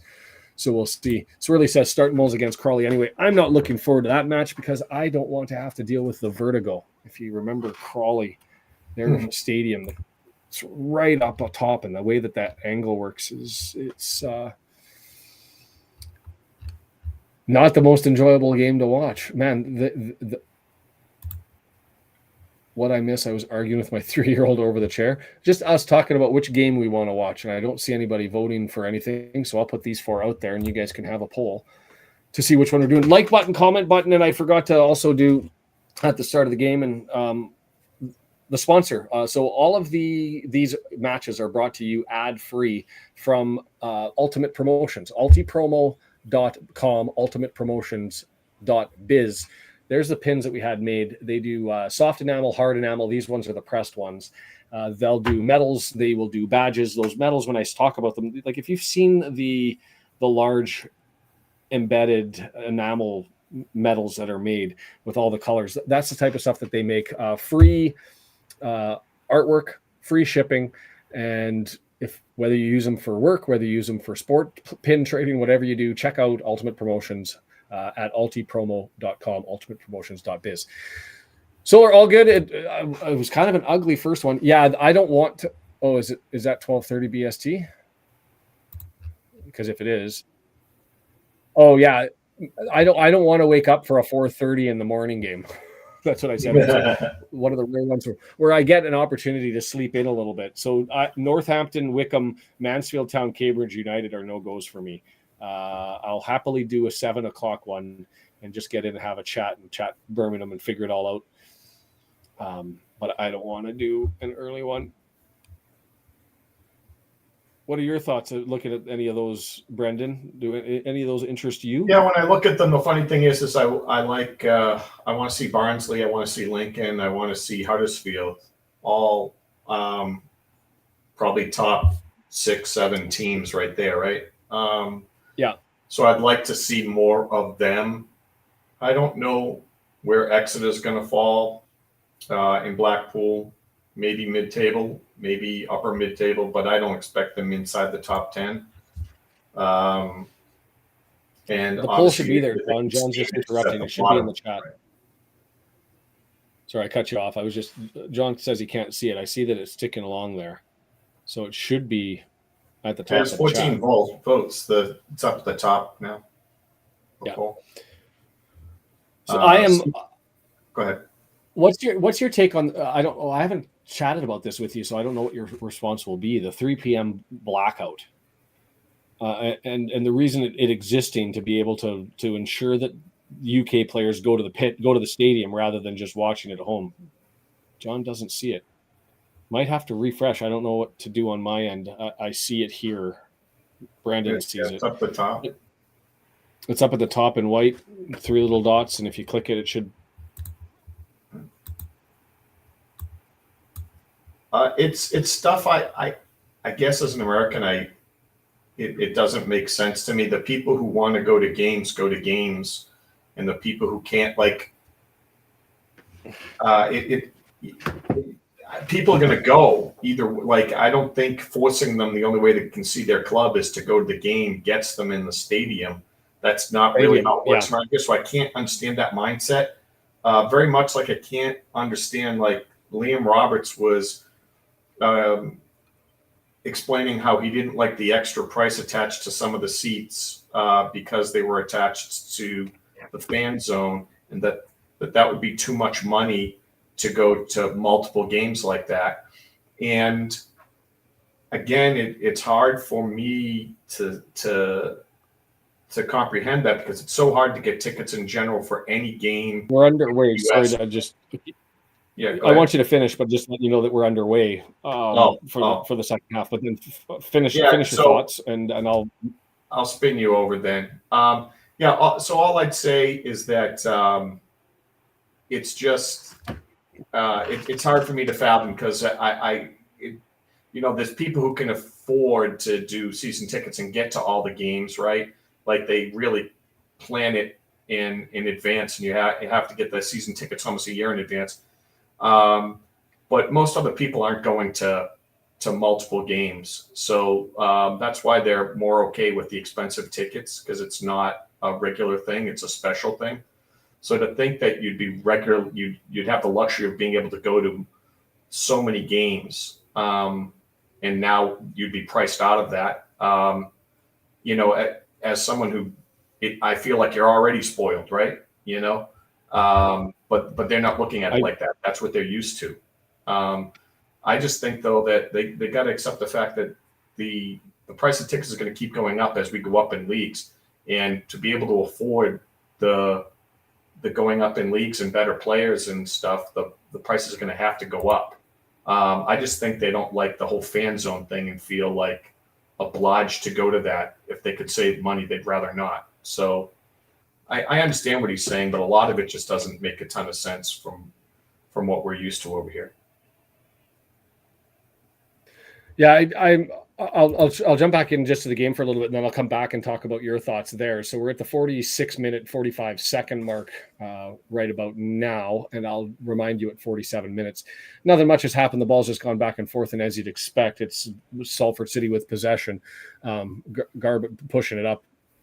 I am curious to see whether it's just for the first little bit of the half, but Lund, who is normally on the left-hand side, our right-hand side has moved over onto the left-hand side, and it's now Lund and Namai working together over there. I don't know if that's a planned strategy or if he's just temporarily out of position. But to go back to the hospitality stuff, or the fan zone, I mean, we get that. I was in the Canucks stadium, and they've created a whole bunch of new seats where they've taken out probably 4 rows of seats and put in 12 tables on 2 sides, and they'll charge extortionate prices for people to go and do that. It becomes an experience. I'm okay with it being implemented, but I also, and the concern that I have, and I'll just, Mendy, 18-yard box, he's going to be able to cross this in. No, he's going to hold it up. Mendy, left-hand side, draws it back, gets it to Revan. He's going to sweep it. Far post, Faal there, not able to get up over top, but it's back to Revan. He misses it, and Mendy, nice collect. Turn, nice, well done, Mendy. Turn again, spinning machine, and he gets it to Revan. On the deck, and he tried to find Mullin, but it gets cut out by Edwards, and Salford City's going to come the other way. My only concern, where I think I get your point that they just because they can't or they don't want to have to pay extra is not a reason to get rid of the hospitality zone or to be frustrated with the hospitality zone. For the locals, though, where you're dealing with sold out arena constantly, and then to have seats that would potentially be made available, although they're adding another 800, we found out today or yesterday, to the COP. I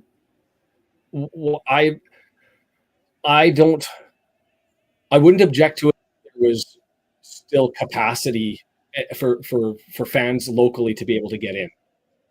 I'm a little bit more impressed about it when that 32 quid charge is really a de facto way of getting more internationals into the stadium, and there are locals who are missing out because they can't afford to keep going. It's the UK angle on that I can understand, because I mean, they're not used to paying 30 quid to go to a football match, whether it's got food options and live music or not. And so who does it attract? It attracts the internationals who are over there for an experience and who can get, that whole thing. So I'm sort of torn by it, but I'm hoping at some point in time they get to the position where they're not selling out every game and people are able to go and not have to miss out, and they've got more hospitality things, because I like the idea of being able to go and just enjoy the game and get out for all of the glory that is football. And I'm also okay with people going in a little bit early and getting their Revan able to nick that ball. And now we've got 3 on. Can he get it across to Mullin? It's too late. Mullin kind of went, why not? Why didn't you get it to me? You could see him put his hands up, but he gets it to Jones, and Jones didn't look like he was ready. And by the time he saw the ball was coming, he just got his left leg out. That was horrible. I want to see where he was looking there, because that came right back to him, and he had options to his left with Mullin. He had options himself to take it forward if he had the cojones, and instead he was looking elsewhere, and the ball, by the time he reacted, all he had time to do was just flick it. That couldn't be offside. So I don't know. I'm torn on it, because I can understand the locals' complaints for the people who desperately want to be able to go and see their team and they can't get in. That 32 quid is more expensive. But I also think that it's prudent to have those options. As Revan with a cross all the way across, and it goes all the way across the face of goal, as we've been up with options. So we'll see how that goes over. The pole is there anyways. A little bit more control and activity and pressure up at the front as Namai does the back-to-back flops, and the second one gets him a call. It's a tight one, actually. Bolton Huddersfield was out to the early start, and now Blackpool, Exeter, and Peterborough Lincoln sitting at 25%. I'm curious to see what people said in the chat as I was rambling on and you were rambling on about the fan zone.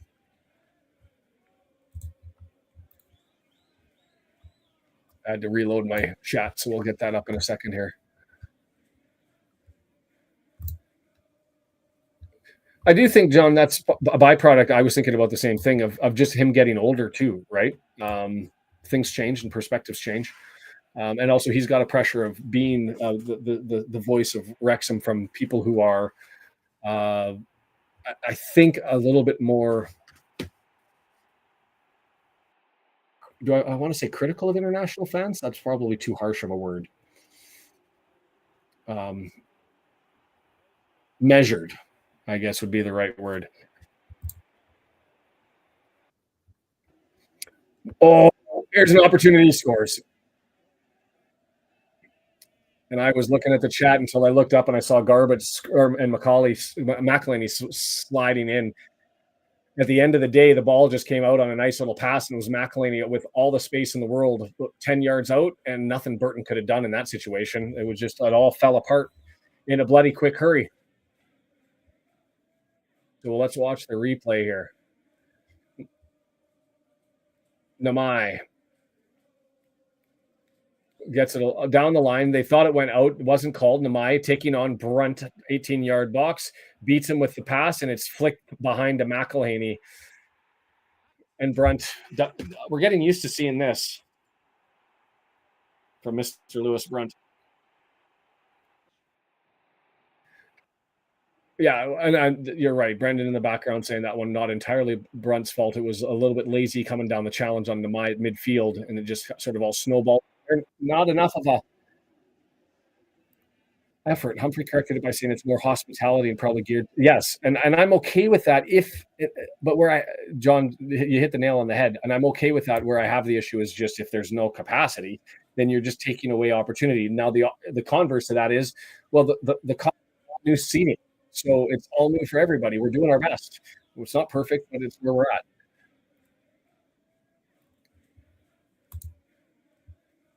Yeah, Sharon, no game on Paramount, no EFL trophy until the semifinals, if we're still in it at that point in time. Mullin had a glorious goal and then a little bit of a lazy response in defense, and we'll have to call you the jinx, Sharon. Just not to beat this up, but since there's not I guess the game's kind of chaotic at the moment, but the last point I wanted to make is they took a loss last year to put the temporary stand in just to appease a whole bunch of people that weren't getting into the stadium, right? So granted, they only hold off, like 70 seats in the lager stand for internationals. They have more than that that you can get in the fourth wall stand there that don't include the fan zone. So they've more than enough made up for international fans and given you more seats and potentially at a loss. So, if you're still not getting seats, it's because the thing's popular. And then just because they make some of the seats connected to the fan zone and trying to make some money and make this a better experience for some people who want it, and for all of that, I don't think it deserves to be criticized. I mean, you can criticize anything you want. I just don't think it holds any water, your arguments for that, because, there's plenty of seats for people to get a shot at that are in that are extra. And, if you don't get it, then don't pay the extra. And get in there. It's an extra opportunity for you. Don't do it if you don't want to do it. So I'm with you. I won't be real. I completely get the perspective, and it's interesting. David just talking about Arsenal there, saying that he'd prefer to fill their stadium with international fans. I don't think Wrexham is that far, nor should be that far along. But it will be a consistent source of discussion going forward.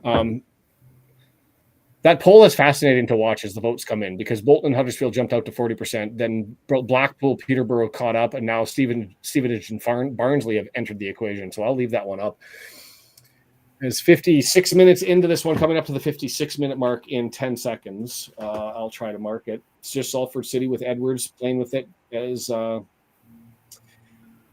not much has changed. We are comfortable in defending and letting them have possession, and they're comfortable kicking it around the back. The problem is they had that one opportunity where they drove through the box and a little bit lazy down the lines, potentially went out. Brunt missed a challenge, at least pass back, and an easy goal.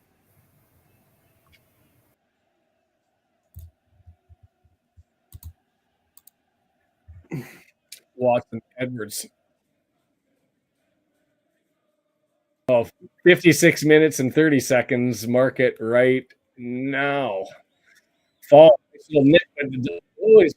Maintained. I thought he was going to lose the ball there, but he was able to maintain it and get it over to Revan. Well done by him. Sort of a little bit of force and bullying down the middle of the pitch. Gets it over to Mendy. Mendy over to Revan. Revan looking, searching, left-footed all the way through, but it's going to get collected by Bolton. 18-yard ball in the area around Namai. There's a cross. Mullin. Oh, no. He was going to be stretched to try and make that play, as it was just a little bit ahead of him, but he tried to get his right foot on it. And I think he did get a soft little touch, but not enough force to put it into what would have been an empty net here. That was so close to being a gorgeous one, as Bolton just blasted by Namai. And then the cross, and he was stretched out a little bit. The pace of it meant that it was a little bit tough to get his foot around as well, to get it out as far as he would, and just couldn't get it in there. And there's Lee probably with the right conclusion on that whole discussion that we had.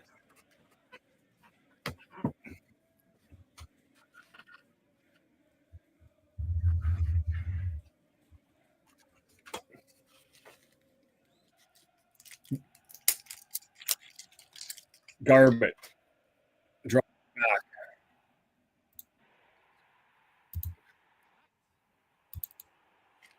Watson.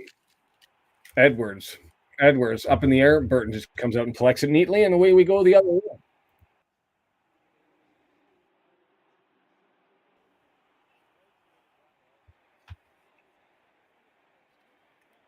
Looking at the sofa scores,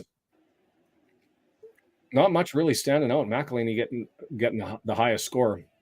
The only higher than 7 on our side is the goal scorer.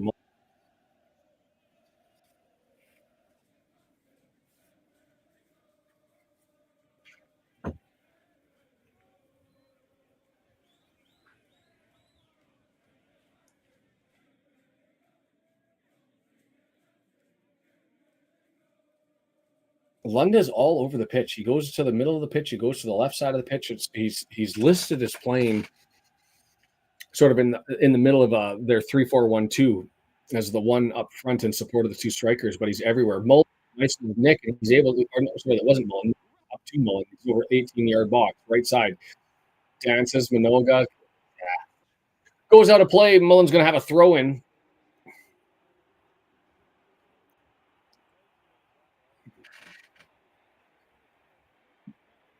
Bolton draws it back to Brunt. Brunt settles it down, back to Scarr. Scarr looking to Boyle on the left side, swings it all over, and the switch is fully complete. We'll see if Boyle ends up working it forward. Mendy to the left of him, Revan to the right. Faal comes up in support. Faal, that's a nice little pass back and interplay with Revan, and Faal with it. He's dancing, 20-yard box, and I don't know what that was.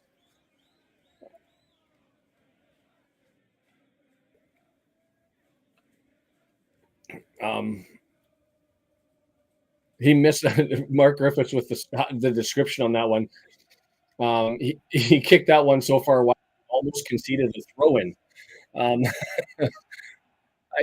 He had Revan he could have passed back to. He had a pass through the middle, and instead maybe an incident of trying to do too much and get too creative, as he wanted to impress with a power shot from 25 yards out, and instead he just slapped it way wide. Bolton able to get it off of the restart from Young, the center back, or the goalkeeper, sorry.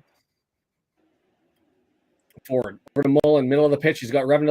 He finds Faal a little bit. Again, the pass just misses, and so Revan has to stop, and it kills the forward momentum. So they get it to Bolton. Bolton looking for a cross. He dances around Namai. Left footer finds Mullin. Mullin goes and flicks it back to Bolton. Bolton with it. He's got forward out there. Forward with it. Left-footed all the way there. Faal was under it, but it was close enough that Young was able to come out and the keeper collect it. A little bit of interplay. I'll take that. 61 minutes. See what Parkey had planned for his subs early on and who he's bringing in. I would think you got to bring in James and Ashfield. No? We will see. Edwards draws it over. It's going to come all the way back to Young to restart for Salford. He thumps it down the entire pitch. Scarr is there, heads it forward, and it goes out. It is straight to Pensley. Pens for the extra point. Each team would get one, and then they'll pen it up for two.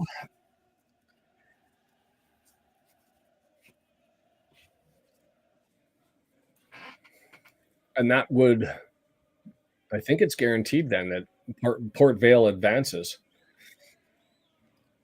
Yeah, that's the sub. There you go. David Wood, chomp to come out and play up front.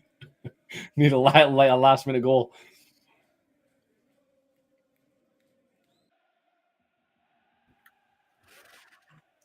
Worth.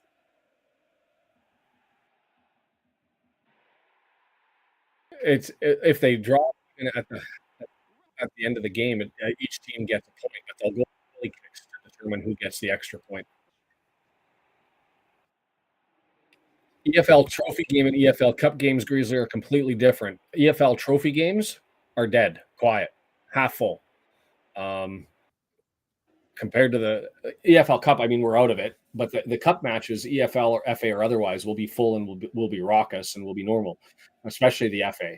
But the EFL trophy, you're getting a half full stadium. But yes, Grizzly, nice to have you here, and thanks for subscribing.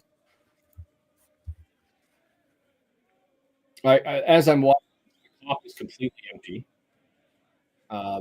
No tickets sold. And so I would suggest it's probably half full. I wouldn't call it the most boring game ever. The trophy matches are kind of like an opportunity to see your B squad and your youth kids, right? I'm excited to see Harry Ashfield.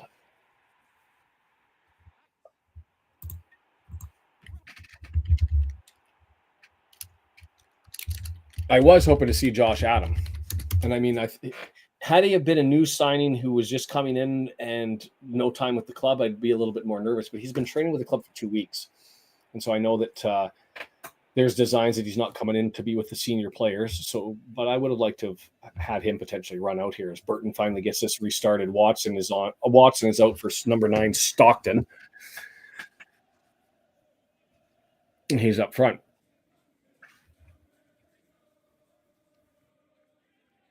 Oh, no, and I should say, EFL game, if you're talking EFL games in a league game, that one will be nuts. That'll be full. If it's league, EFL Cup, FA Cup, crazy atmosphere. If it's EFL trophy, it's going to be a little bit quiet. As Mullin got a ball from Faal and tried to swing it over, and he sort of nubbed it and mishit it, and Faal wasn't busting up the wing.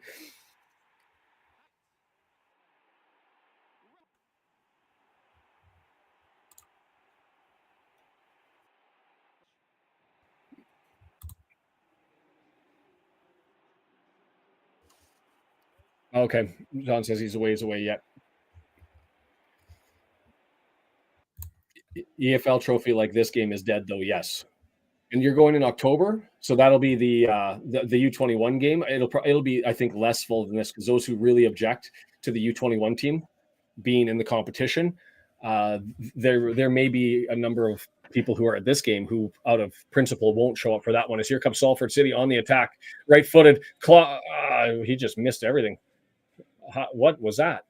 How do you miss by that much from that? Like he. Right on the edge of the 18-yard box, in the middle of the pitch, and he right foots it and gets it to the right by probably like about 6 feet. Like just right off the boot, I was like, that had to have a deflection initially. That's the equivalent of airballing a layup in basketball.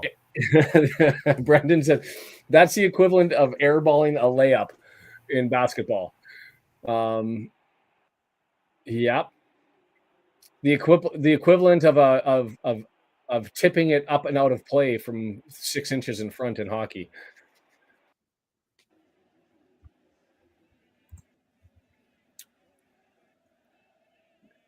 Faal got him left-hand side. That pass again. What do I do with this Mo Faal guy? Because he's got all the tools, but his passing is just so egregiously poor today. Like he went to go get that to Mendy, and again, it was 2 feet behind him, and Mendy had to stop back, turn around, and collect it. That's like about 3 opportunities that we were going forward that Faal killed entirely by a missed pass one way or the other. I will take that as a compliment because Mark is a big reason as to why I'm a fan. So, and there's something about Mark, but I get that it's tough to get up for a trophy game. So we're getting pixelated here as we got a right-footed in swinger. It's there, knocked down, still available, but nah. Scarr knocked it down. Boyle was trying to get caught up, but it gets cleared off.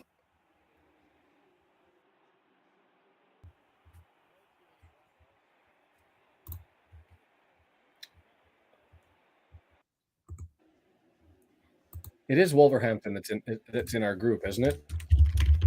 For the U23 team.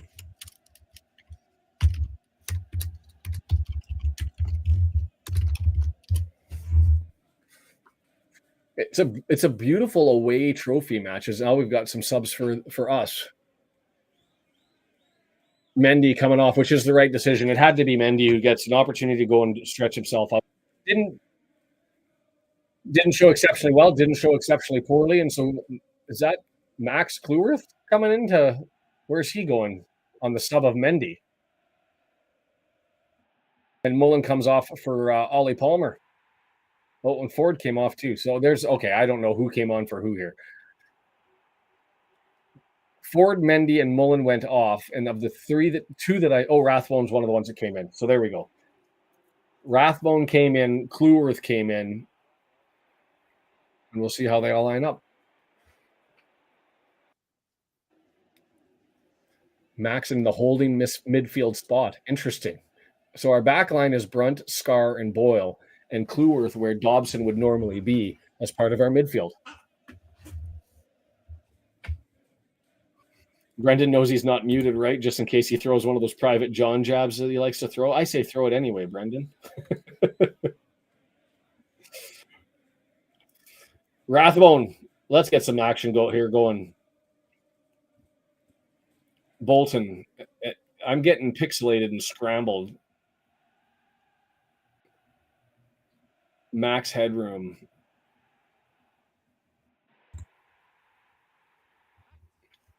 That's not John. You always are very good, I will admit, at continuing to watch players off of the ball and how what they're doing and niggling injuries and stuff like that. So John spotted moles showing Mulholland his rib area, indicative that there could be something. As Faal knocks it back with a header. We've gone full pixelated and we've got open space here. Reven in, left-footed. Post side netting, misses to the left-hand side. Oh, Seb had it. Eggs. On the replay, going to be able to see it. Did he have much space? Did he have an option to the right? Could have had the shot earlier. That one extra touch pushed him to such that he had no angle. Tried to go up over Young and couldn't do it. All hail the Max Headroom. Good stuff.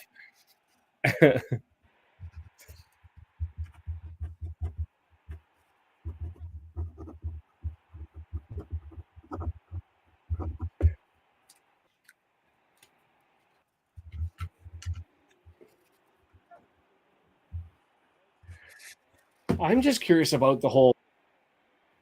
Like, if I was a keeper in a Wrexham match, I'm grabbing that towel and throwing it away so that I'm not getting that Deadpool celebration. I don't care if I'm causing a controversy or not. And I'm surprised it's not the yellow card that you see often when you take your shirt off in celebration. What's the difference between that and throwing a mask on your face?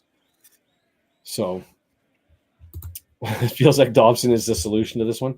And Nash says doesn't like the guns component to that, although the Deadpool stuff he liked. I actually didn't like the Deadpool thing. Celebrate, come up with something creative, do a funky dance. But the prop thing, I think, is too much. Did you, Nick, in regular time, Nick, or will a win in penalty kicks still work for you?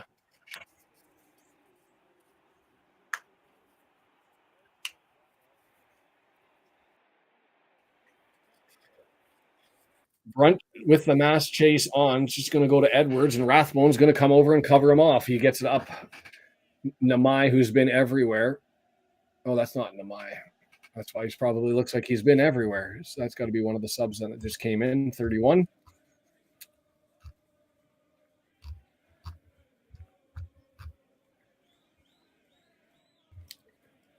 Faal slipping, tries to get it to Palmer.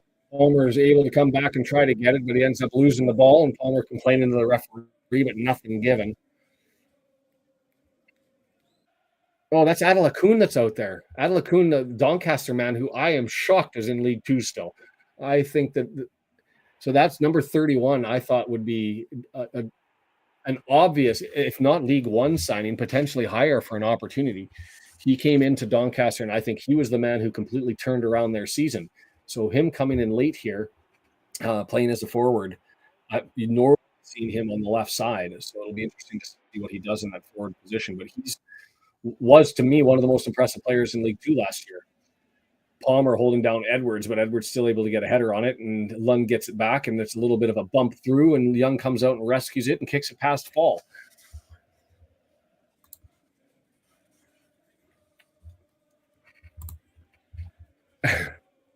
Anything he wants.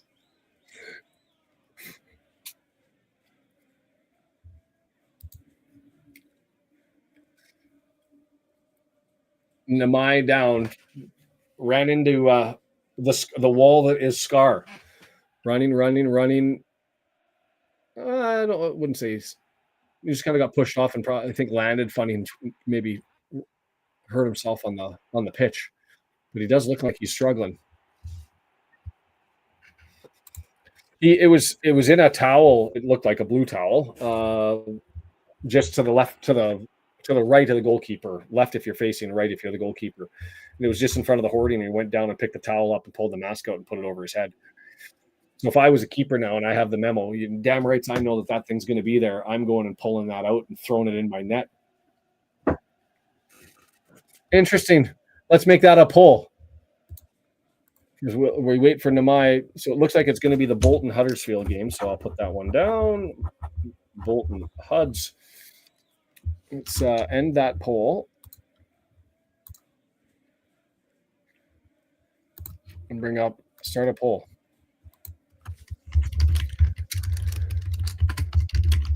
What was your take on the Mullin goal celebration? Awesome. Love it. Great story.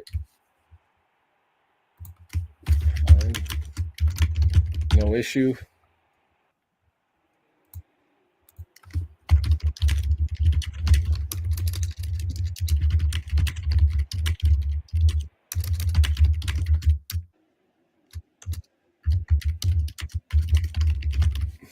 And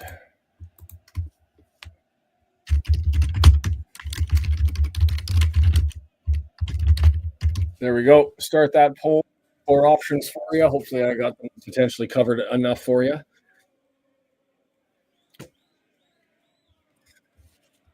But there's the big debate. Loudest keyboard on YouTube. And I was thinking as I was typing it, I should have pulled it away. The mic is sitting right next to the keyboard at the moment. I'll be kinder next time. Well done by Jones to be able to stretch and save that. Cleworth is the holding midfielder, gets it up to Palmer, and he lays it. It was right there with Reven running forward, but intercepted and goes the other way. Cleworth with it way up in the front of the pitch now, over on the front.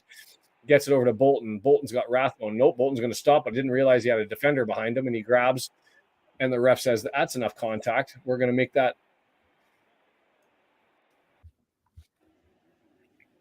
Interesting that Nash had the problem with the finger guns and more than the mask. Wrexham is going to get killed on Twitter for the Deadpool mask. Absolutely. Deadpool.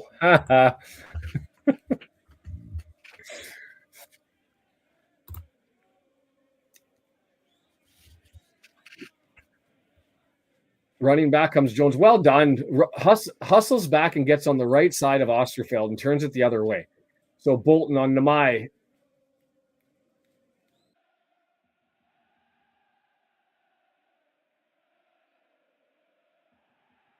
No card, but we do have a foul. Bolton sitting there screaming for it. And so instead, Jones is standing at the ball 35, 40 yards out.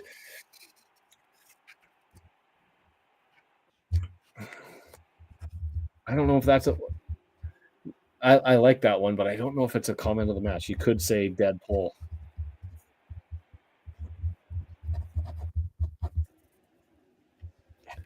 Easter eggs again.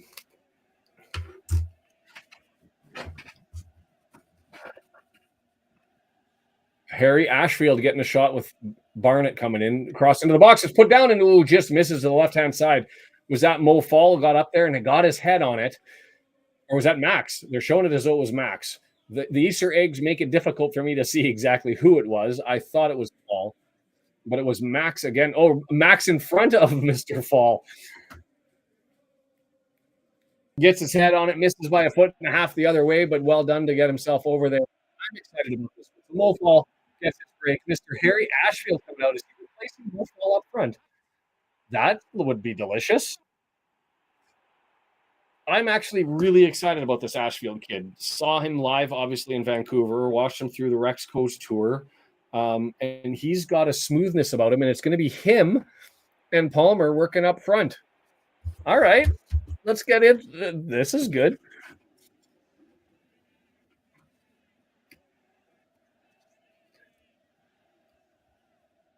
Yeah, I wonder if Bolton's got a knock or he just wants to get Barney some extra minutes. John's predicting the goal.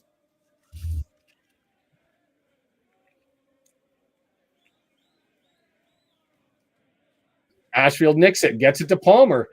Comes on back. Jones trying to steal it. Can't get it. Going to go wide. Othbone busting his hump. Not going to get there.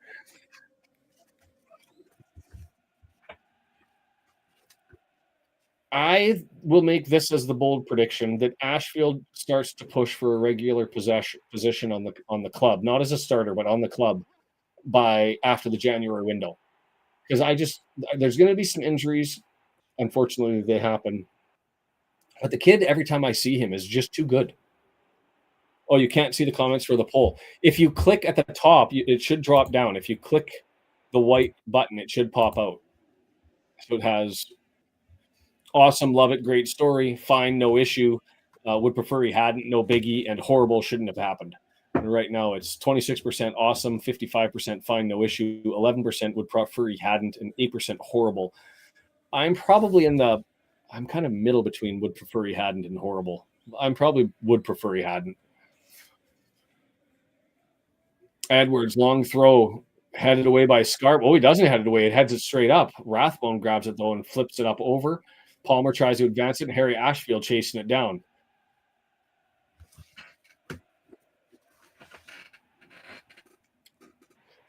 Over to the right on Edwards. Ashfield runs over, can't get it to him. Moves it forward. Now it's back to Edwards. all the way over to the left-hand side. Young's going to get it. Slide that one over, and it's going to go. Is that Garbett? Yes, still on left. He's been the experienced veteran, played the whole amount. He gets that one forward. Rathbone tries to get it off of Adelacoon. He's not able to. Jones comes back, and he too much contact, and that's going to be a foul. Woodburn. Mark says not enough contact, but he did dig in there. He's going to call one of those.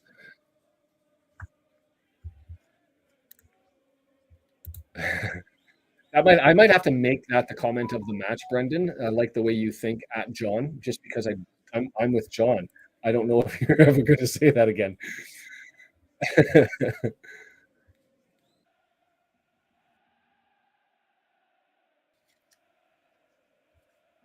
Easily collected by Burton. What did everyone think of Mosday? To me, his effort gets him a B-. His passing gets him a C. And the rest of it gets a B+. I think he's got talent. I think he's got ability. He was able to find himself positionally. His shot that he took, mind you, I think that was just him trying to impress, was horrible. It might be the biggest miss of the season, to be fair, because he almost kicked it out for touch.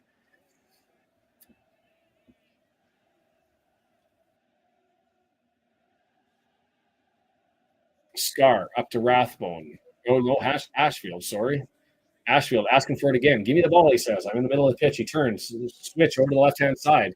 Nice pass over to Reven. Well done, Harry. That was Cleworth now.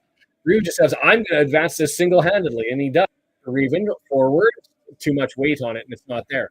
Down, Cleworth up in his holding the midfield position, gets it over to Reven. Reven, left-hand side. Player on him, 18-yard box, draws it back to Rathbone. Rathbone dancing, right-footer, just over the head of Ashfield, not able to get there. Brunt stepped up and won a quarter. You know what?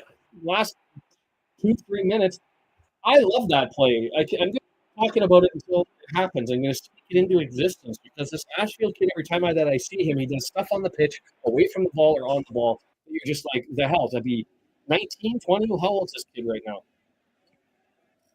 And he runs out and says, give me the ball. I'm going to make something of this. And then he serves over a gorgeous pass over to Reven. And now we're going to have a good Reven in-swinger. Haven't seen a Reven corner, I don't think, so far this season. I find that interesting when Barney's on the pitch. But, hey, it's a trophy, so you do what you want. Palmer's taking on 4 center backs, and everybody else is in the middle of the pitch. And it's close. Everybody forward. It's there! Scores! Will Boyle, we're going to get to see the graphic. You know that graphic. If you haven't, go to Twitter in about 30 seconds and go and see it because it's going to be a beauty.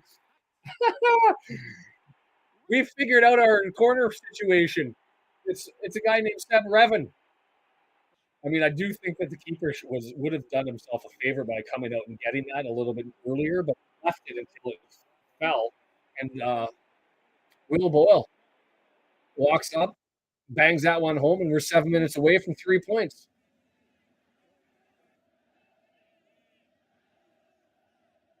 You know what happened is he came out and thought it was going to be shorter. That's why I was surprised he didn't collect it because it was so close to the keeper. But what happened was he came out, thought it was going to be a shorter ball, and then when he realized it wasn't, tried to push off to go to his right, slipped, fell, and that left it for Boyle wide open, and Osterfield can't deal with Will Boyle. Yeehaw! 2-1. We will have some extended added time here because Demai was down for a while. John says, no, he thinks he'll be okay.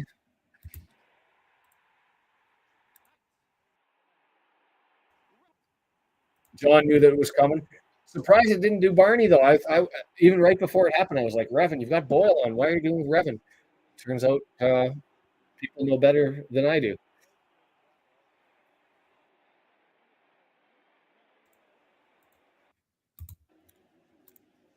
Three points in this is a group competition, right? We're in with I haven't looked at who the other team is. Is it why do I keep thinking I want to say Wolverhampton, but it's not Wolverhampton, I don't think. But we're in the same group as Port Vale, Salford, and one of the under 23 teams, under 21 teams, and I forget which one it is. Group B North of the EFL Trophy. And Port Vale's already on top of that of the group with 5 points. They've played 2 games already. It is Wolverhampton. So we'll move into second place. 2 points if we're able to hold on. 2 points up of Wolverhampton.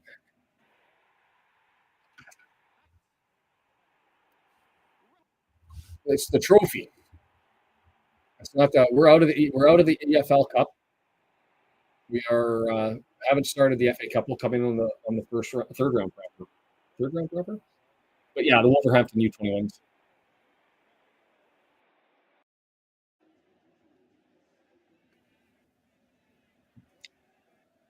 And that's the next game that we've got in this competition, October 8th, and that's the one that was being asked about how was it going to be. And I think that there will be maybe 3,000 people in attendance at that game.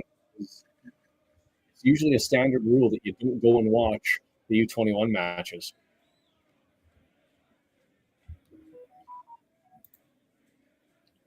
But for example, Salford City Port Vale had an attendance of 693, 851 in Port Vale for Wolverhampton.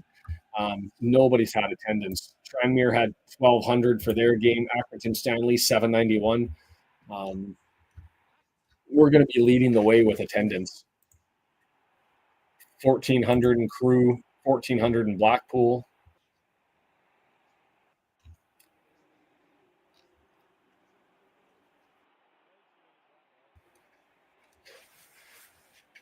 Scarr thumps it forward. Revan tries to go up and get it. Ashfield, 1 foot, 2 foot, and then he's pulled away from the ball, but he leaves it for Max, and Max gives it back to Harry. Well done by Max to go and get that. And Harry says, I want it cracked.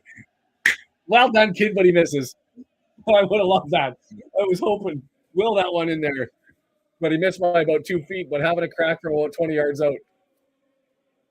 25 yards out. Wanted, I think didn't get the spin on that one as it went the wrong way.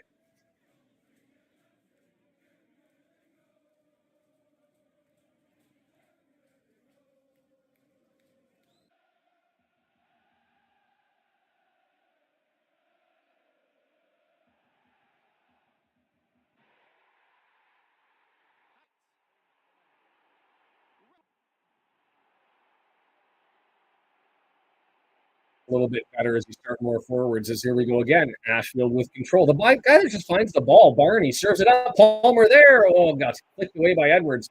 Revan trying to cut off the man. Somebody outpaced Revan to the ball, but Max comes up and nicks it. Gets over to Rathbone. Right footed. No, he's going to dance. He's going to leave it to Max. He's got Revan behind him, and he's going to draw back. Revan over. Says come here. Doesn't get somebody to come here, so he's got to draw it back, and the switch will be on. But Rathbone says no. Revan, you take it, and he's run into Jones. All the way over to Barney, right side. Find Ashfield's head. Ashfield takes a shot from Ashford, and now that was a beautiful tackle by McElwain. He just stripping the ball off of Barney. I haven't seen anyone take Barney clean like that in a season of football.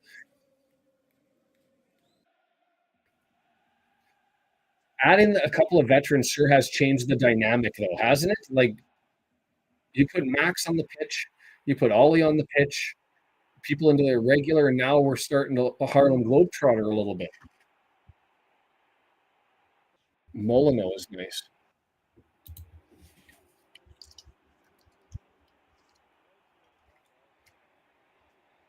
Oh, the stadium in Wolverhampton. But the U21s always go on the road, so that game will be at the Kairos. We'll go to Port Vale.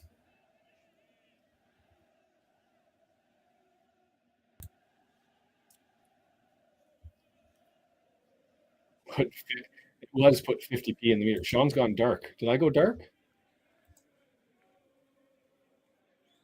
I don't think so. Unless that was just a comment to me being evil.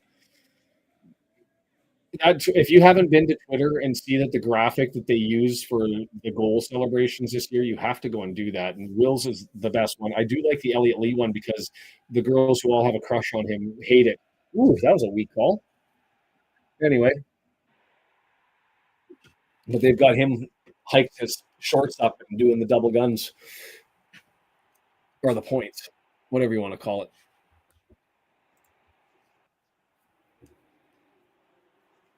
Ruth, all is all right at the moment anyways. I mean, the trophy game, if you end up getting knocked out, I don't think people really are concerned about it. But at the same time, with the depth of the squad, I think we can whoa, dangerous tackle from London. Rathbone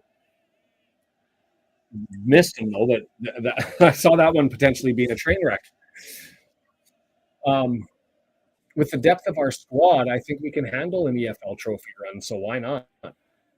We're out of the cup already. We don't join the FA Cup until November. So have a couple of extra fun ones. 4 minutes of added time. Hey, Puffer, how are you? Like button down below. Subscribe button down below. Feel free to hit that while you're here. The other thing I'll say is my TikTok. That'd be nice to go have some people hit the follow button. I'd like to get it over 1,000. Just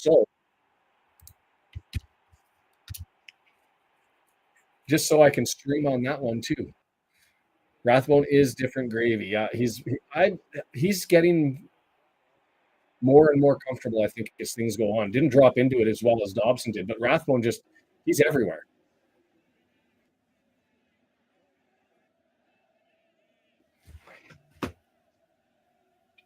Late minute insurance marker from Mr. Ashfield. That's what I'm looking for. And we're not going anywhere, Robert. Well, cross all the way, and I don't know how Scarr blew a tire there, but he ended up on the ground, and Stockton was right there with an opportunity and just couldn't make contact. Edwards with the cross doesn't get blocked by Rathbone, and Scarr got wrong shouldered by Stockport. And I don't know if he was trying to draw one or you don't have to load TikTok. Just go. I think you can load directly by clicking on that link.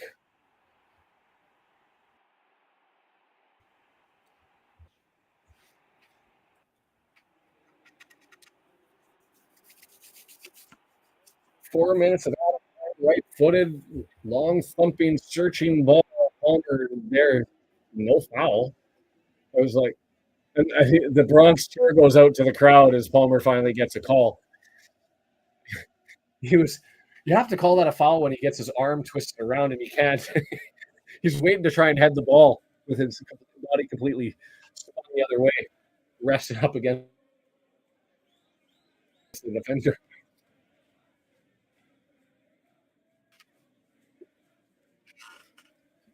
Brunt over the ball, just inside the midfield stripe.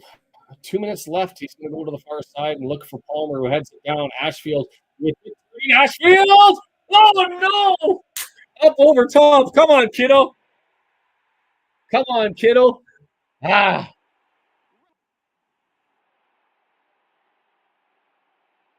Palmer heads it down for him, and then box out play by Ashfield. Gets low and tries to sweep that in and just gets it over the bar. So that was Ashie's chance.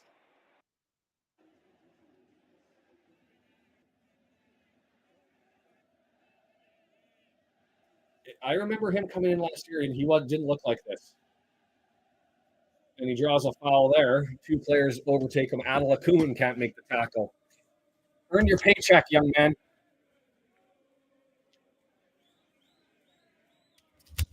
Man of the match. Mullin got his goal. We'll put him in there.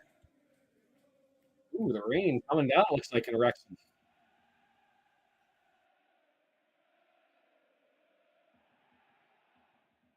I was hoping for one more there.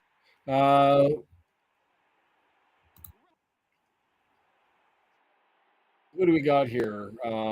Osterfield had an own goal. Mullin scored.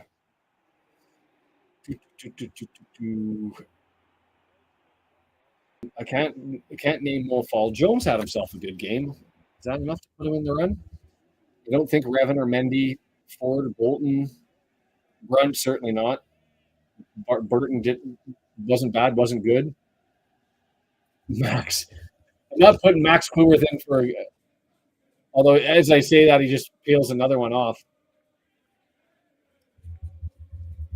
The only way I'll put Kluworth in is on the condition I put Ashfield in, and then I'm going to say Ashfield had a way better game than Max did. That's the only way I do it, but I was trying to find a starter I think it's got to be Mullin, doesn't it? So it's over. We get 3 points in the EFL trophy, and we'll go 2 points behind Port Vale with a game in hand. Port Vale is waiting all the way until our match with them. Mullin's stumbling there. He doesn't look good. John, what's your diagnosis? He doesn't look comfortable at all. Right leg or rib? Uh-oh. Uh-oh. So we're back into this competition October 8th. And then after that, yeah, I was saying, Jason, you think that's a rib causing pain down through his leg, or do you think that was his leg? Mo Faal was disappointing today for my take. Feel free, anybody else want to talk on the Mo Faal thing. The only area where he was actually bad was his passing. And there was about 3 or 4 times where his passes were 2 feet off and 2 feet short, where he killed momentum in the play moving forward because of his passing. And one was a direct giveaway to the other team. I mean, he's tall. His heading was fine. He was positionally, he was solid. He had one really deplorable attempt at goal that went all the way off almost for a throw-in.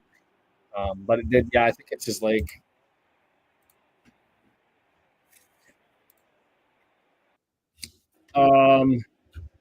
Mullin, Jones, Clueworth, Ashfield. Is that who it is for the man of the match? No other nominees being suggested. I think that's what I got to go for. And most people seem to be.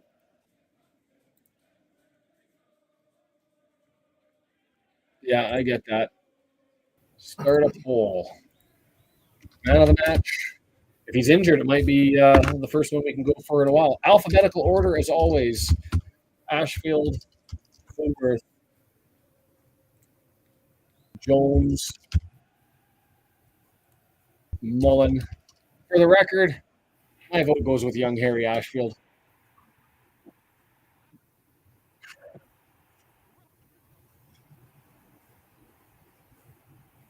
Yeah, Ruth saying back issues can cause hip or leg, which part of me is John saw him earlier showing off his rib. So I was thinking, is that residual pain or something that's causing him to walk stiffly? Yes, and for everybody, before you leave, 2 things. Subscribe button down below, like button down below. We will be here for Saturday for the Bolton-Huddersfield match, the 3 p.m. kickoff, 7 a.m. Pacific, 12 noon Eastern. Thank you to our sponsor, Ultimate Promotions, ultipromo.com, ultimatepromotions.biz. You can get these pins. These are the stamped ones. You can get soft enamel, hard enamel. If you do the metals that you use for sporting events or running challenges, whatever it is, they've got those. They do them for. They've got large clients, KLM, Home Depot, lots of paramedic and police organizations who all do the pin trading stuff. Free artwork, free shipping. Do your thing up.